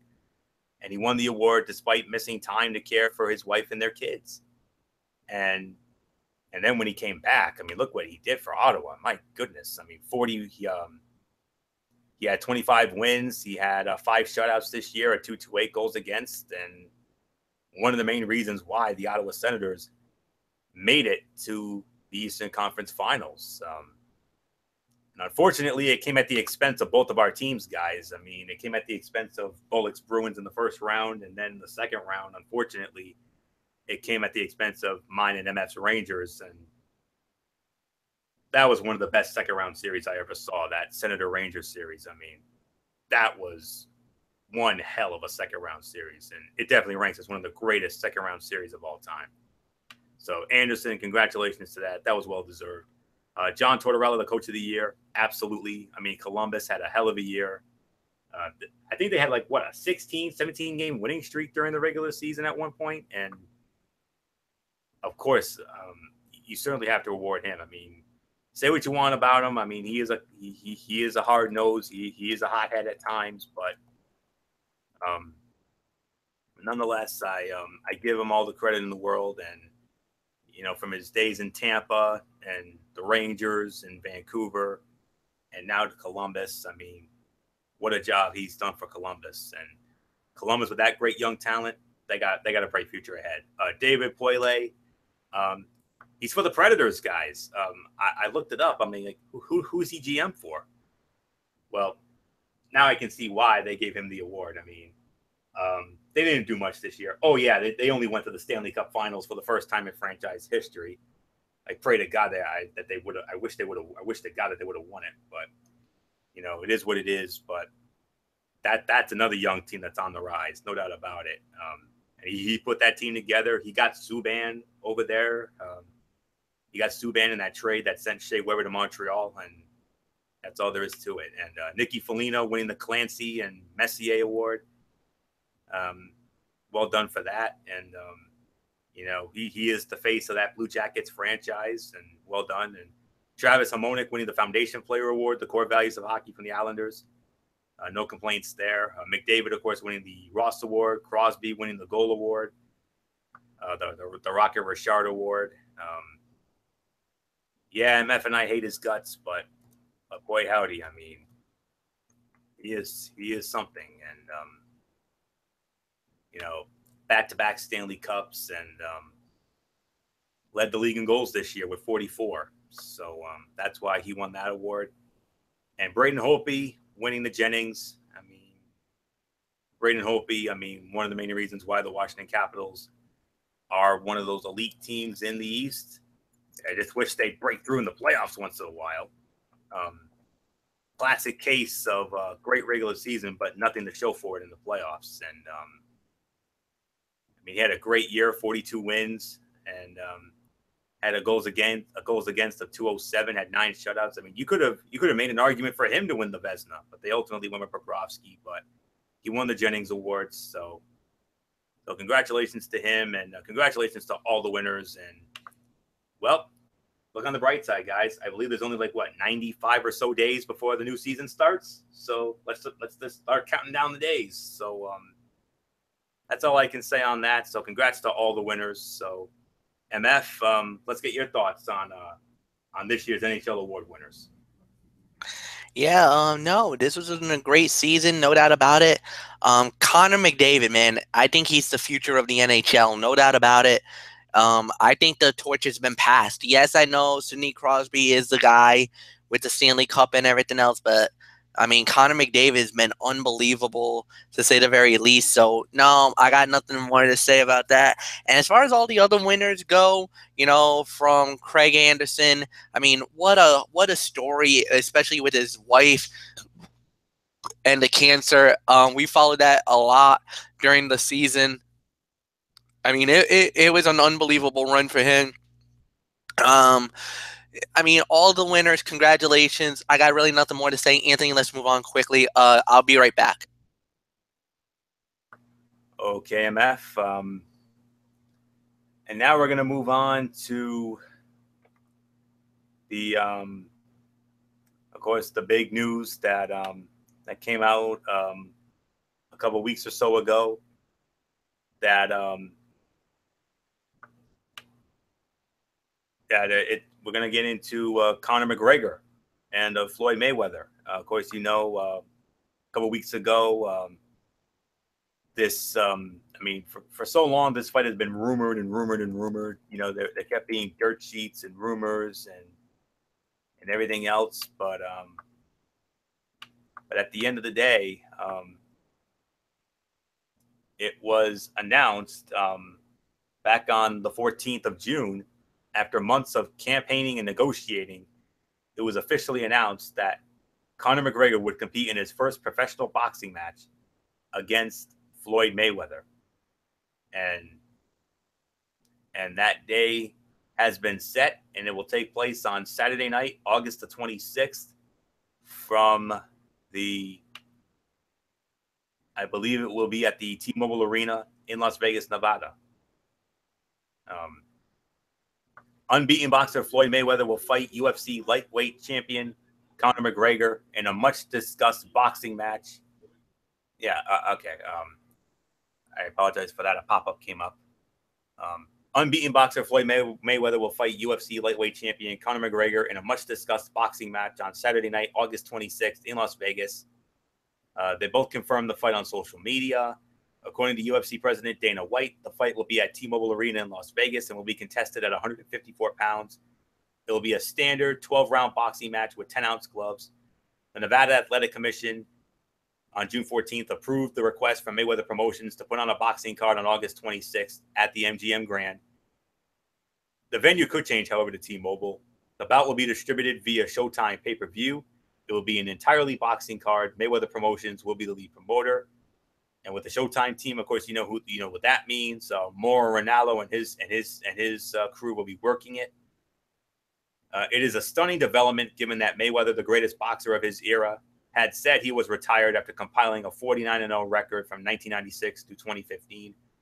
But with a fight which could pay each man in excess of $100 million, of course he reconsidered. Mayweather is considered the greatest boxer of his generation and among the best of all time. The fight with McGregor, in addition to paying him in excess of 9 figures, will give him the opportunity to improve to 50-0. McGregor is one of the elite mixed martial arts fighters in the world, but has never boxed before, either amateur or pro. He won the UFC's featherweight title in a 13-second knockout of Jose Aldo on December 12, 2015. He then split a pair of non-title welterweight fights with Nate Diaz before knocking out Eddie Alvarez last November 12th in Madison Square Garden in New York to win the lightweight belt and become the first fighter to hold 2 UFC championships simultaneously. Jeff Sherman, the odds maker at the Westgate Sportsbook in Las Vegas, made Mayweather a minus 1,000 favorite. McGregor is plus 650. The bout came together organically as McGregor first spoke about his desire to fight Mayweather, and they began going back and forth on social media. On March 15th, Dana White appeared on the Conan O'Brien show on TBS and said that because of the large amount of money involved, it was possible the deal was done. In an interview with Yahoo Sports the next day, he expanded on his thoughts. He said, "Is this thing possible? Yeah, I think it's possible. Do I think it can happen? I do, because there's so much involved. But it's a long, long away from happening. We're no closer today than we were when we were talking 2 months ago." White had been in talks with Mayweather advisor Al Heyman since the beginning of the year. While the bout always seemed like a long shot because of McGregor's lack of boxing experience, once the two principal negotiations got together, that made it far more real. While White announced on May 18 that he'd reached a deal with McGregor, at that point, the issue was coming to terms on a financial split with Mayweather. And that's it. So all right, MF is back in. We'll get to him in a minute, but it's not often that I chime in on something like this, but I'm going to, as the host of this show. I do have to announce that I announced it before, but I'll announce it again here tonight. Be sure to circle Friday night, August the 25th on your calendars, because on that night, we are going to preview this mega fight with Conor McGregor and Floyd Mayweather. And I'll be here. MF will be here. Not sure about Bullock because, Bullock is not really a boxing guy. Although this could be the one time he might want to make an exception. But we'll see. We'll see. Maybe we'll have Derek on this show. I'm hopeful that we can get our good friend Jimmy Alden to join us because, Jimmy Alden was a big hit when we had that huge Mayweather-Pacquiao preview show a couple years ago, which was one of our highest rated broadcasts of all time. And this is obviously going to be huge for the sport. I mean, Mayweather at 49-0, he wants to go to 50, and he looks to do it at the expense of, quite frankly, the most controversial figure in MMA today, in Conor McGregor. I mean, MF is. I know MF's going to have a lot to say about this, but we're just giving early thoughts on this, and I'm intrigued. I'm intrigued, and I am hoping, barring any work commitments or family commitments or anything of that nature, come the night of August 26th. I am hopeful that there's a way that we can get together and take in this unbelievable event. I mean, I'm sure Buffalo Wild Wings is going to be booming. All the major hot spots here in Rhode Island, like your Buffalo Wild Wings here in the East Providence Seekonk area, your Dave and Buster's in Providence at the Providence Place Mall, where I went with MF and our good friend Alex Zapata about a year ago when we took in UFC 200. And I am hopeful that we can get together for this, because this is definitely one fight that I do not want to watch via various means. And I like I said, I'm intrigued to the point where I am hopeful we can find a way to get together and have a real boys' night out, boys' night in, what have you. I mean, this is something that we want to be a part of, and I'm hopeful that MF and Bullock and and our crew can somehow make this happen, just like we're trying to make something else happen. When SmackDown Live comes here on August 15th, we're in the process of making that happen. But come the 26th, I'm hopeful we can, really have a real boys' night out and just have a lot of fun with this, because this is one fight that I definitely want to see. So yeah. Hold on, I just got a message here. Derek Ferreira has just messaged me. Stephen Curry has just signed a 5-year deal with the Golden State Warriors. He's staying. So all right. So that's all we can say on that. So thanks, Derek, for that. So yeah. But getting back to this, I mean, this is definitely something that I'm intrigued about, and I'm hopeful that we can find a way to get together and check it out. So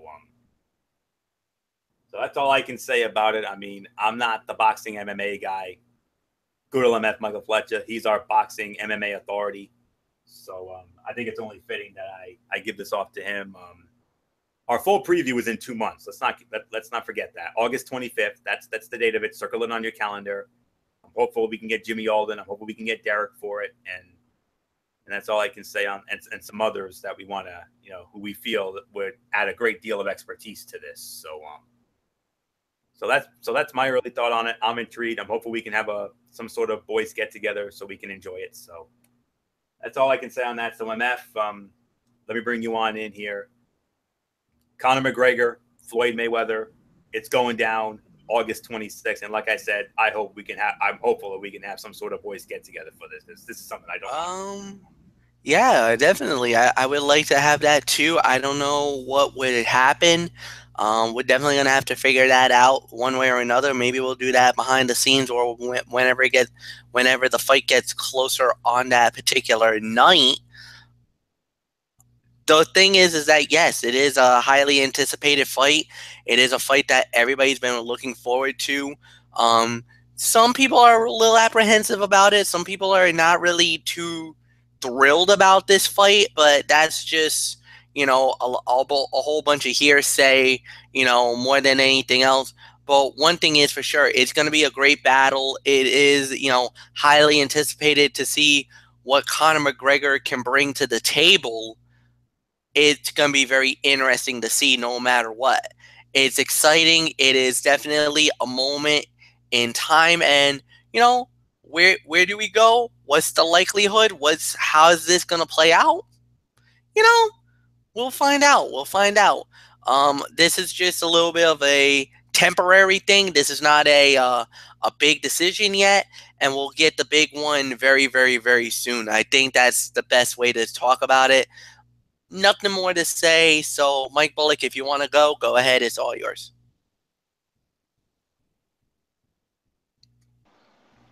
Yeah, this is actually one boxing match that I'm actually going to have a lot of interest in. It's going to be interesting to see how Conor McGregor is going into this mega fight, stepping out of the MMA ring. So, yeah, this is definitely a fight. Definitely, everyone's really looking forward to. So, you guys pretty much touched on everything. So, let's just move on for you. And we move on to the main event of the evening, the Major League Baseball power rankings. And I'm going to tell you right now, friends, far and away, for the first time in a long time, the toughest and most difficult power rankings of that I've had in a very long time. Not only because of the 2-week layoff, but the 2-week gap rather, because the last one we did was 2 weeks ago. We didn't do it last week because we spent the whole time doing recapping the NBA draft. So the only thing I can tell you honestly, my number one is an absolute no-brainer. That's all I can say on that. Number one for me personally, far and away a no-brainer. Heck, even number two is a no-brainer. Maybe I could give you I'll say it like this. My top three are no-brainers. I'll say that for a fact. Just the top three. 4 through 10. Yeah, right. I'm going to have a very hard time with this. So much so, I'm going to have MF started off. Besides, it's his turn anyway. So praise God for that. So it gives me a little more time to think about this. So MF, I hate to do it to you, but I got to start you off here at number 10. So who you got if you got anybody?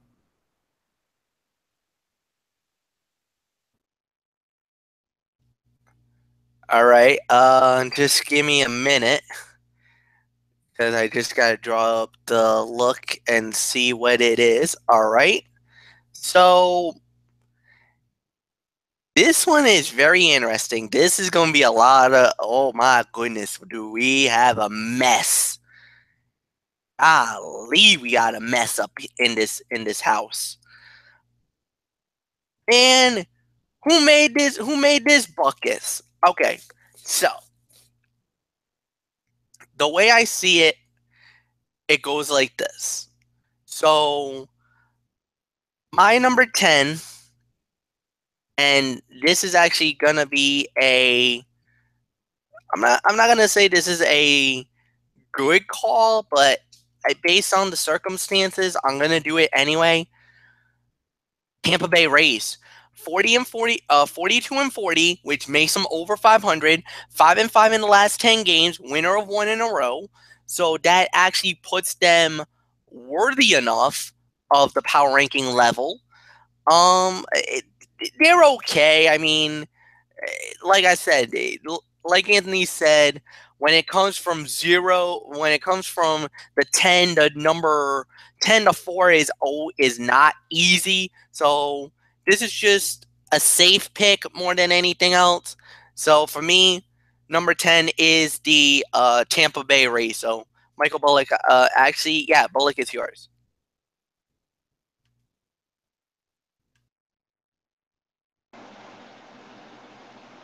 Actually, I'm sorry to say this, guys, but I really have to get going here because I just realized I had to be up early for work in the morning. Sorry, I forgot to mention it before we did it. So yeah, sorry about that, Florio. But yeah, No, that's all right. yeah, so I'm gonna basically head out right now, and I guess we won't see each other again until next Friday. Yeah, next Friday. So have a safe and happy holiday there, Bullock. Yeah, you too, Florio, and same to you, Fletch, and stay safe out there. Absolutely. Yep. Absolutely. All right, happy So, 4th of July, everyone. Yep. And we'll see you next week here on Strictly Sports Bullock. Of course, we'll address that when we get to our future content in a little bit. So,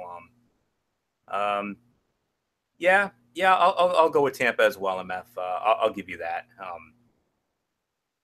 42 and 40, 5-5 in the last 10. 4 games out of first in the AL East and the topsy-turvy AL East. And they're 6th in home runs allowed. They're 8th in runs scored, 11th in ERA, 13th in batting average. And let's look and see what they've done recently.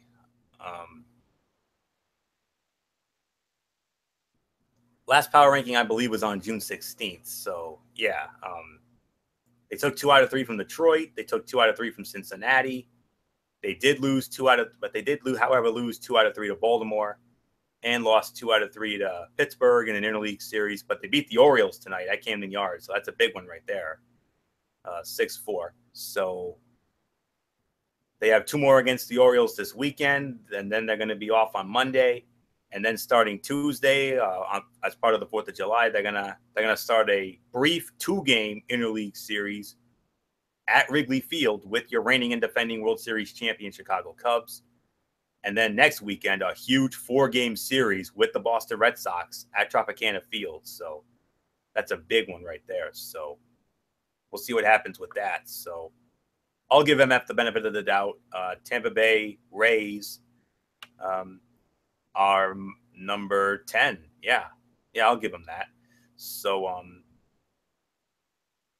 I'll tell you right now, I do have a new addition to my power rankings this week, and but I got to be honest. I actually I have a dud in the power rankings, and this one's going to come as this is a big surprise here. But what is going on with the Colorado Rockies, man? Whoa. 8-game losing streak, 2-8 in the last 10. Whoa. And we had this team at number 1 back on June 9th. And then they were number 2 2 weeks ago.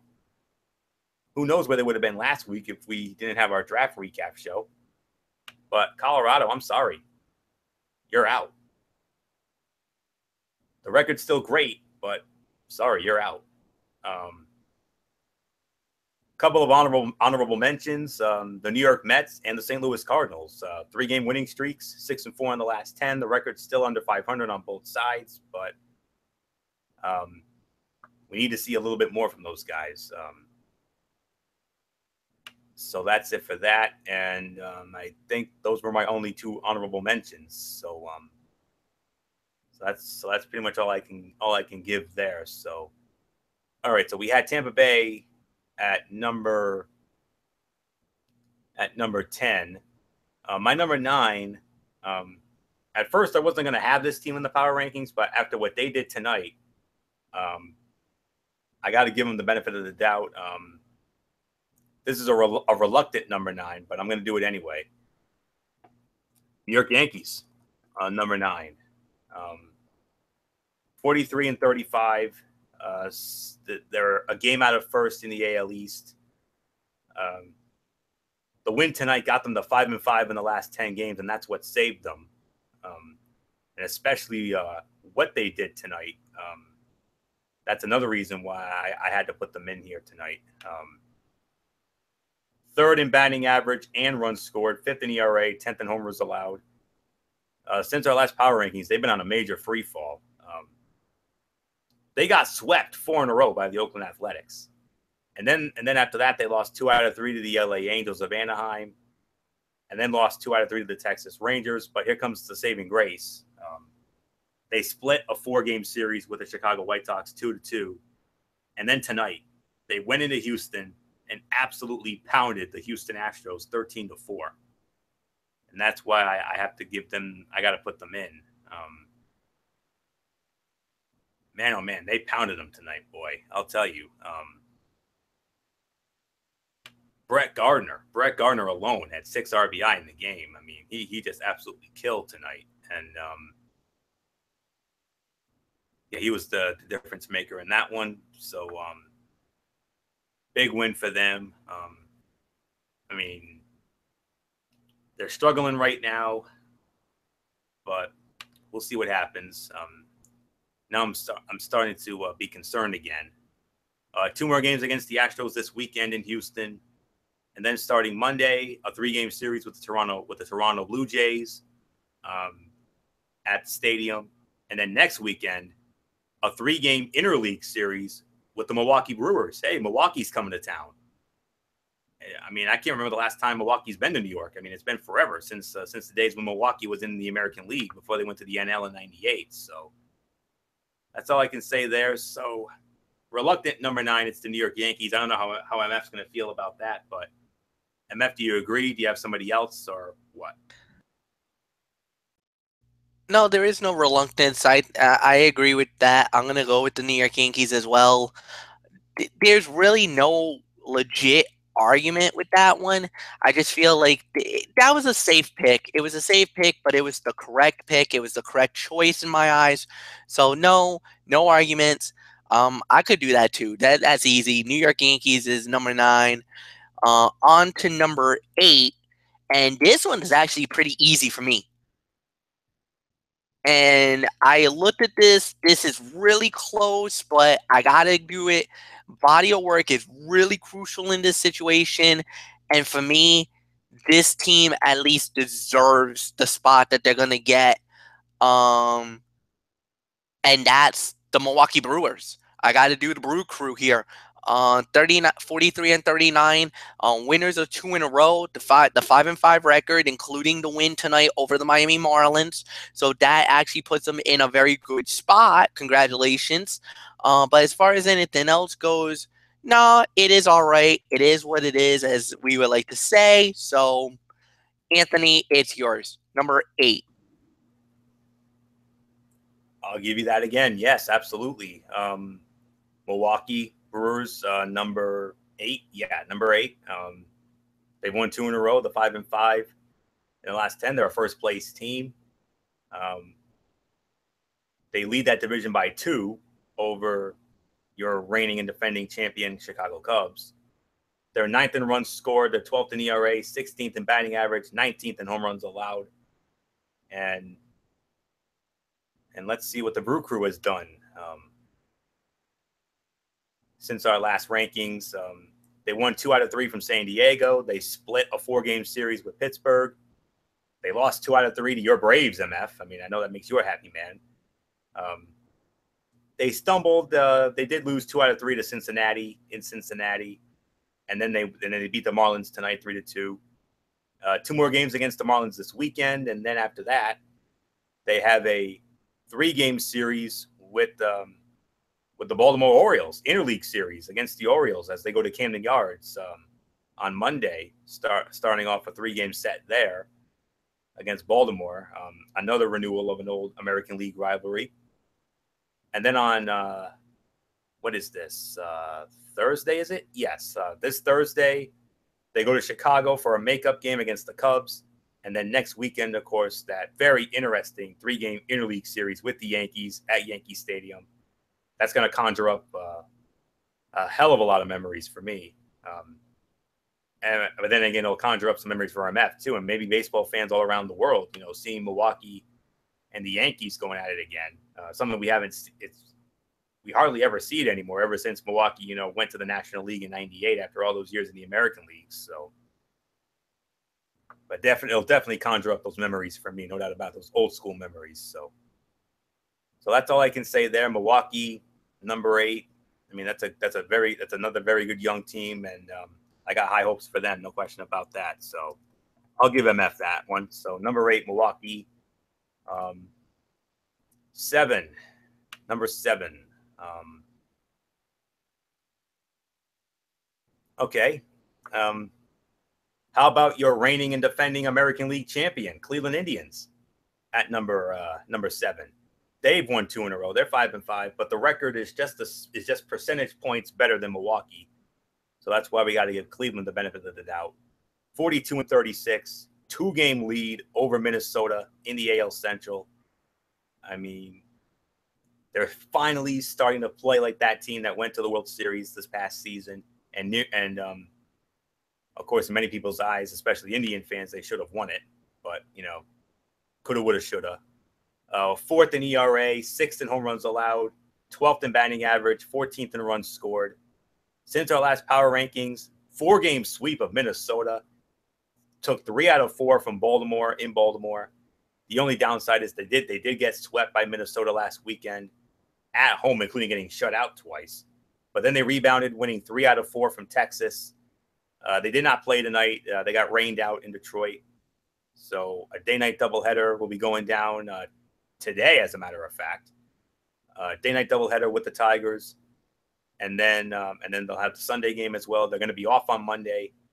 And then on the 4th, starting Tuesday, the 4th of July, they're going to have a 3-game interleague series with the San Diego Padres. San Diego is going to be coming into Cleveland. And then next weekend, the Detroit Tigers come in to Cleveland. And then that'll be the last series before the All-Star break. So, yeah, All-Star game's coming up. Whoa, the time is really flying by here, friends. I'm telling you. 10 days away. Now that we are in July, it'll be July 11th at Marlins Park in Miami.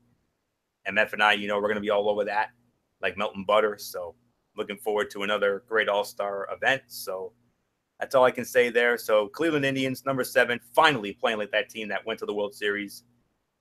And in many people's eyes, including my own, they should have won it from a body of work standpoint. But that's all I can say. So number 7, Cleveland Indians. MF, are we agreed, or do you have somebody else? No, I agree with that. That's definitely correct. No doubt about it. Basically, now it's on to number 6. Easy call for me, Arizona Diamondbacks. The 50-30 is amazing. The 6-4, really good. One problem. You lost the last 2 games, even though you are winning tonight over the Colorado Rockies. But that is really the predicament that I see. Unfortunately, that's just not good enough for me. I would make a more bigger argument about it, but nah, this is the right decision, at least in my eyes. So with that said, I gotta say it. It's the Colorado. It's Arizona. So Anthony, it's yours. I'll look that over just to just to be sure that is correct. And I think you're onto there. I think you're onto that one, MF. I did. Okay. I don't have to address that team because they weren't in my last ranking. Okay. All right. Yep. Yeah, it's Arizona. Arizona is number 6. They have lost 2 in a row. But like MF said, they're winning against Colorado, and that's not surprising considering how god awful they've been lately. I can't believe it. I mean, they lost 8 in a row, 2 and 8 in the last 10. Like I said, far and away the dud of the week. 50 and 30, 6 and 4 in the last 10. That's good, but they've lost 2 in a row. Like MF said, they're 2.5 behind the Dodgers in the West. And believe me, we got a lot to say about the Dodgers. Trust me. They lead the league in fewest home runs allowed. They're second in ERA. They're 4th in runs scored, and they're 7th in batting average. And since our last power rankings, they swept the Philadelphia Phillies 3 in a row. They took 2 out of 3 in that huge series with Colorado, in Colorado. And then they won 3 out of, and then they took another 3 out of 4 from Philadelphia at home. The only downside is they did lose 2 out of 3 to St. Louis. And I got to correct you, MF. Arizona's losing to Colorado. Colorado is actually winning that game 6-3 in the bottom of the 8th. So it looks like Colorado's long losing streak is going to be over here unless Arizona can get going. But yeah, huge series there with NL West implications, no question. 2 more against the Rockies this weekend, off Monday. And then how about this, MF? A huge 3-game series in Los Angeles against the Dodgers. Power ranking and NL West implications, a whole lot of that in that one. And then next weekend, the Cincinnati Reds come to town for a 3-game series before the All-Star breaks. So that's all I can say there. So what number was that? That was number 6. Yeah, Arizona Diamondbacks are number 6. Now we move on to the top 5, and how do we determine this? Well, this number 5 is going to have to be a reluctant one, but it's based on the body of work and and the records and everything else and the streaks and all that. So they've lost 1 in a row. They're on a 1-game losing streak. I guess they lost tonight, but they're 6 and 4 in the last 10. The record's over 500. So this is more of a reluctant number 5. Los Angeles Angels of Anaheim, 42 and 41.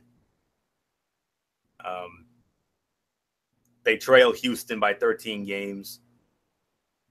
They're 9th in ERA. They're 20th in runs scored, 23rd in batting average, 28th in home runs allowed. And that Stephen Curry deal that Derek messaged me about, the highest paid deal in NBA history, 5 years, $201 million. Sip on that. That's all I can say on that. But anywho, getting back to the Angels, since our last power rankings, they lost 3 out of 4 to Kansas City. They went into New York and beat the Yankees 2 out of 3. That's a big one. And then went into Fenway and took 2 out of 3 from the Red Sox. And then they split a 4-game series with the Los Angeles Dodgers. 2 games at Chavez Ravine, 1-1, and then 2 games in their place, 1-1. But unfortunately, they're getting the Holiday Hand treatment right now. They're getting beat down 10-0 by the Mariners in the bottom of the 9th, and safe to say they're not winning that. So that's why this is a reluctant number 5 more than anything else. 2 more games against the Mariners this weekend, and then starting Monday, they have a 3-game series in Minnesota against the Twins, and then a 3-game series in Texas against the Rangers, and that'll take them to the All-Star breaks. So reluctant number 5 more than anything else. It is the Los Angeles Angels of Anaheim. So MF, let's have number 5.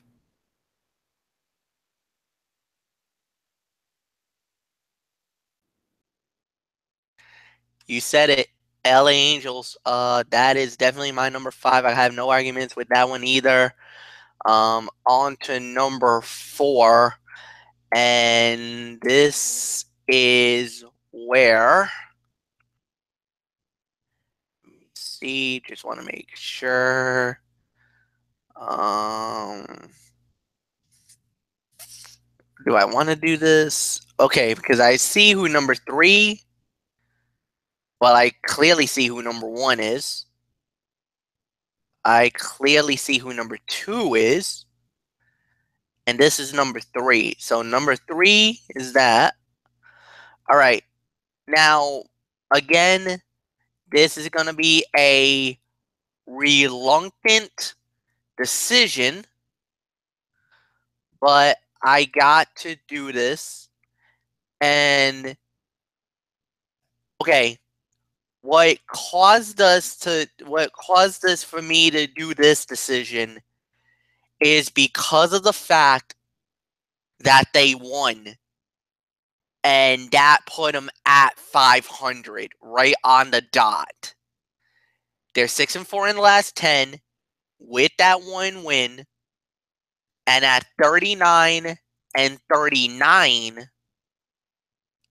I'm going to do the Kansas City Royals because I cannot do the Mets or the St. Louis Cardinals because they are under 500, and because of our rule, if you're under 500, you're not eligible for power rankings here because either or would have made it. The only other team would have to be the Royals. So yeah, Kansas City is my number 4. Reluctant, but I have to do it. Anthony, it's yours.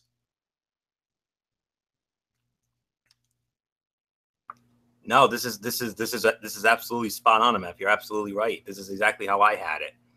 This is not a reluctant at all. And this is the debut. This is the new addition to my power rankings. I mean, after a very slow start, they're back in the power rankings. The Kansas City Royals, absolutely.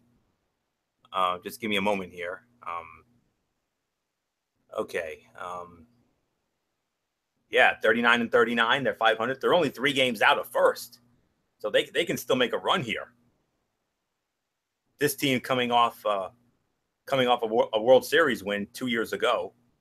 4th in home runs allowed. They're 15th in ERA, 21st in batting average, and 28th in runs scored. The offense needs work, and they're in there. Since the last power rankings, they took 2 out of 3 from the Angels in Anaheim. They won 2 out of 3 from the Red Sox at home. Took another 2 out of 3 from Toronto. The only downside is they did lose 2 out of 3 to Detroit in Detroit, but then they beat up on Minnesota 8-1. So they're right there. They have a day-night doubleheader with the Twins tomorrow, and then another game on Sunday against Minnesota, and then on Monday they start a 3-game series in Seattle against the Mariners, and they're going to be off on Thursday, and then on Friday a 3-game interleague series with the Los Angeles Dodgers in Los Angeles. Oh, good luck to you, Royals. So there you go. Kansas City Royals, number 4. And now it's on to the top 3, easy top 3, and we're going to start it off with number 3. I only wish Bullock was still here because he would have been very happy about this.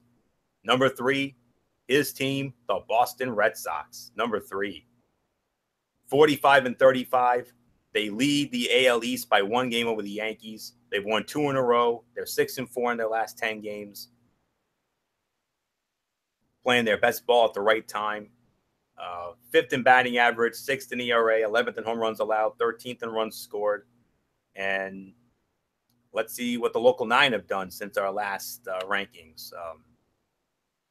They took 2 out of 3 from the Astros in Houston. They did lose 2 out of 3 to Kansas City in Kansas City. They lost 2 out of 3 at home to the Angels, but this was the saving grace. They won 3 out of 4 against the Minnesota Twins at home, and then they won in Toronto tonight, 7-4. So we got 2 more games against the Blue Jays this weekend in Toronto, and then Monday they start a 3-game series with the Texas Rangers in Texas, and then Thursday they start that 4-game series with the Tampa Bay Rays in Tampa Bay at Tropicana Field. So Yeah. How about it? Boston Red Sox in the top 3. Wow. And if Michael Bullock was here, I know he'd be a very happy man. So number 3, Boston Red Sox. MF, do you concur with that? Boston Red Sox number 3, no doubt about it. I got no arguments with that. I'm not even going to constitute any type of argument with that at all. And I'm just going to dive right in to number 2. And all right, normally, anytime we talk about this, normally in any other situation, you would think it would be something else. But I will say this. My number 2 is right now the team that has the best record in the league, the number 1 seed in the American League, and they are well ahead by every other team. I think they're up by like at least 8 games on the Red Sox. But they did take a hit. They did lose tonight. They actually got crushed by the New York Yankees. But I will say this. They are definitely well deserving of this mark. If it wasn't for one other team, they probably would be number 1 again. But I must announce it. Houston Astros, number 2. Like I said, the 7-3, they did lose the game. Not so great at Minute Maid Park or whatever they call the stadium now in Houston, but they're definitely road warriors. And here's the ultimate kicker. They're the only team that has a single-digit amount of losses. They're 29-9 on the road. When they're at home, 25-18, which actually would make them actually the third. Actually, no, they're going to be pretty. At least more wins on the home. That would tie them for about the most wins at home, but the losses they're not good with the losses. They would be like almost near the bottom with the losses. But hey, what can you say? You can only do so much for a certain amount.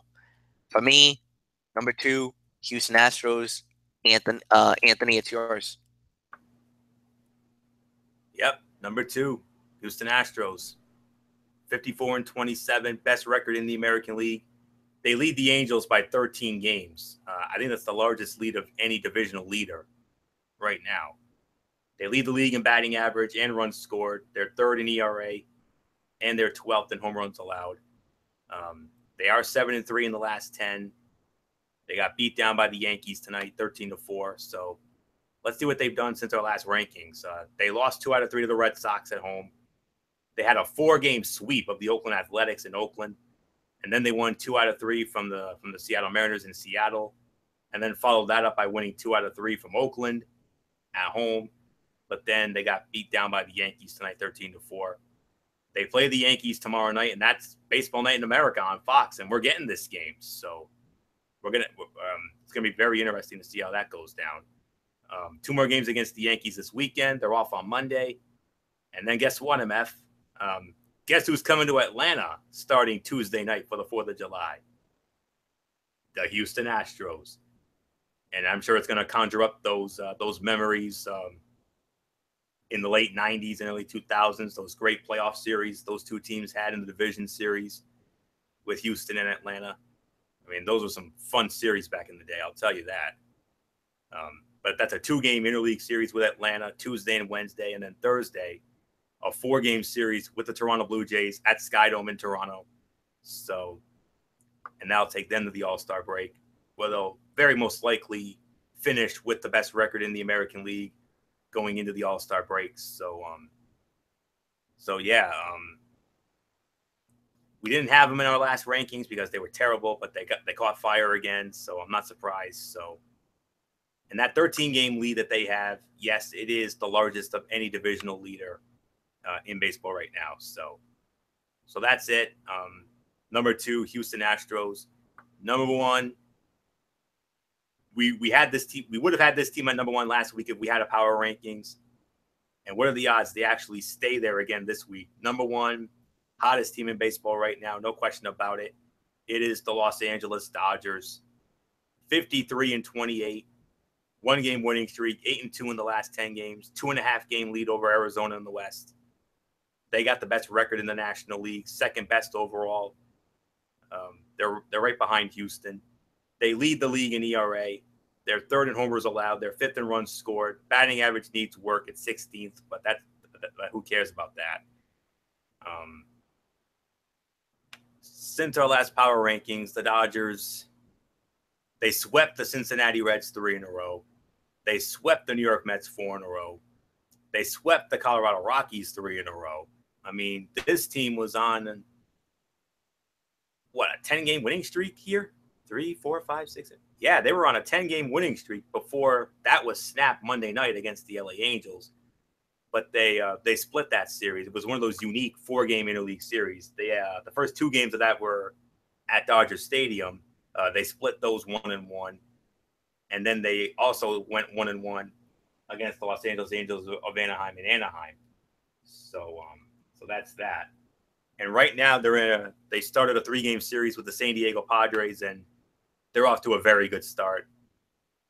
Right now, 10-2 right now in the bottom of the 8th inning at Petco Park. So, yeah, I feel sorry for you, Pods. 2 more games against the Padres this weekend. They're off on Monday, and then starting on Tuesday, that huge 3-game series with the Arizona Diamondbacks at home as part of the 4th of July, and then Wednesday and Thursday after that. NL West and power ranking implications on the line there. And then next weekend, before they go to the All-Star break, a huge 3-game series. Well, I'm not going to call it a huge 3-game series, but it's a very interesting 3-game interleague series with the suddenly hot Kansas City Royals. So, and one of those nights will be next Saturday night, Baseball Night in America. So we'll see how that goes. But no question about this. Number one, it is the Los Angeles Dodgers. And they're going to stay number one because they're pounding the Padres to a pulp right now, 10-2. So that's it. We're done. Strictly Sports in the books for this week. We want to thank you all so very much for tuning in, those who did. So, MF, let's start it off with your shout-outs, and then I'll wrap it up. Yes, indeed. First off, I want to say thank you to all the great fans out there for all the love and the support and the whole 9 yards. To the super fans out there, you guys know who you guys are. Much love to you guys. To the 2184 crew, much love to you guys. My friends in the junior high and high school days, love you guys to death. As many of you guys know, we're going to be preempted for a good amount of the week. So I hope you guys have a wonderful 4th of July. Like we said last week, just have fun, be safe, be careful with the fireworks. Please, if anything, go watch one of the professional shows, watch them, have fun, enjoy the nation's birthday. And, that's all that we can say about that. Just have fun, enjoy yourselves, guys. There's going to be barbecues, there's going to be parades, there's going to be a lot of good fun during that weekend. We'll see you 1 week from tonight. So until then, it's Mike Fletcher. You know the routine. Hug the Ham Hounds. I'm out. Have a good night. Anthony, take it home. Yeah, and stick around, MF, because I definitely want you to hear my little thing here. So, yes, very special shout out to all of our tremendous fans and viewers out there who continue to make our shows as over as they are. We appreciate it as always. You are the best fans in the world. We say that time and time again. A special shout out to our First Lady of the Wrestling Forum, the Twisted Angel, Dee Dee Woodson, along with Kevin Woodson and the entire Woodson family. Of course, Matt Ward, Jason Hicksonbar, Jenny Luttrell from the UK. Our other First Ladies, Kaiser Butler, Megan Silva, and Lexi Calloway. And our other crew members, Tommy Souza, Eric Carrier, Jimmy Alden, Al Braderson, and Rob Parsons. And, of course, the man himself, the man who puts it all together, the hardcore pipe bomb himself, Derek Ferreira, who changed his YouTube name this past week. He's no longer Boston Sports Fan 84. He's now known as Falcon Striker 445. So you can check him out. He still does some great videos from time to time. All of our personalities, 6, 10, and 12. ESPN, Fox Sports 1, MLB Network, NHL Network, NBA TV, NFL Network, the whole 9 yards. Personal shout-outs, Lindsey McCormick, Seda Sorrell, Julie Alexandria, Chantel McKay from the Golf Channel, and our friends from the Road Show, Will Gilbert, Brendan Kirby, and Michaela Johnson. I wish you would have seen the Road Show this past Thursday. I don't often mention this, but when they were cooking in the kitchen, they made what was called they had this salad. They made this salad with steak and green beans. Yes. So it was a steak and green beans salad. I wish Bullock would have stayed on. I could have mentioned that to him, but it is what it is. But yeah, Will Gilbert, Brendan Kirby, Michaela Johnson. I love their body of work. They're fun to watch every day. And of course, the former co-hosts, Megan Mooney and Mary Larson. And last but not least, my wonderful church family at Oasis of Grace Ministries on 464 Silver Spring Street in Providence. And boy, howdy tonight. I mean, I got to tell you, that was, I gotta be honest, in the 2.5 years I've been going to that church, tonight was quite honestly the most powerful and emotionally charged and intense services I've ever been a part of. And I got to give a major shout out to the gentleman responsible for all of it. His name was Preston Tucker, and boy, howdy did he put on one hell of a show tonight. And the good news is he's going to be back again Sunday morning. So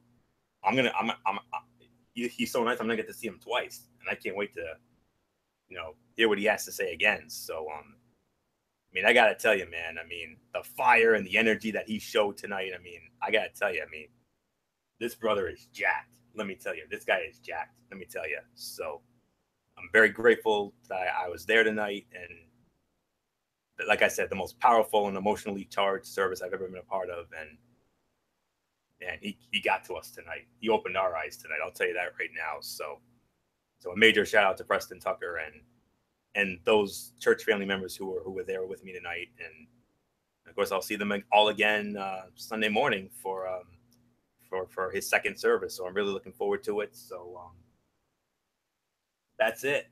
Normally I would tell you Monday night Ridiculously Raw, Tuesday Cerebral Smack Talk. No, because of the upcoming 4th of July holiday, we will not have Ridiculously Raw or the Cerebral Smack Talk. We're taking a week off. Get a chance to recharge the batteries a little bit. And I'm very happy about that. And we're going to enjoy this time to ourselves, and we'll rest up. And then we'll come back again next week. We'll next see you next Friday night for Strictly Sports, and then we also have the Great Balls of Fire pay-per-view to get into as well on the weekends. So I'm sure.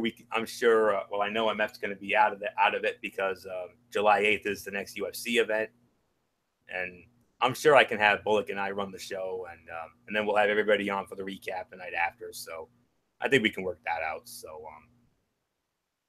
But I'll talk to Bullock. We'll talk about it next week, because it'll be next week, and we'll go from there. So that's it. So until next Friday night, believe it or not, for Strictly Sports, it's Anthony Florio here for good old MF Michael Fletcher, and of course in spirit Michael Bullock, Derek Ferreira, Didi Woodson. You know the routine, everybody. Thumbs up. Talk to you later. Yeah, throw it up Fortune 4 style. Bye for now, my friends. God bless. Be good to each other. And have a safe and happy 4th of July weekend. Let's keep it safe on the streets out there, and be very careful with the explosives there. And we got some firework events coming up. Of course, the big fireworks show on Monday night at Pierce Field here in our neck of the woods, and of course the big Macy's show that's going to be going down on the 4th of July night, which I hear is going to be the biggest one ever. I'm looking forward to seeing how that all goes down. So. Yeah, so have a safe and happy holiday, and please don't do anything stupid, and don't be a stupid idiot or a muttonhead. That's all I can say on that. So until next Friday night for Strictly Sports, you've been watching Strictly Sports right here on the Zone 25 on YouTube.com. For now, Anthony Florio. So long.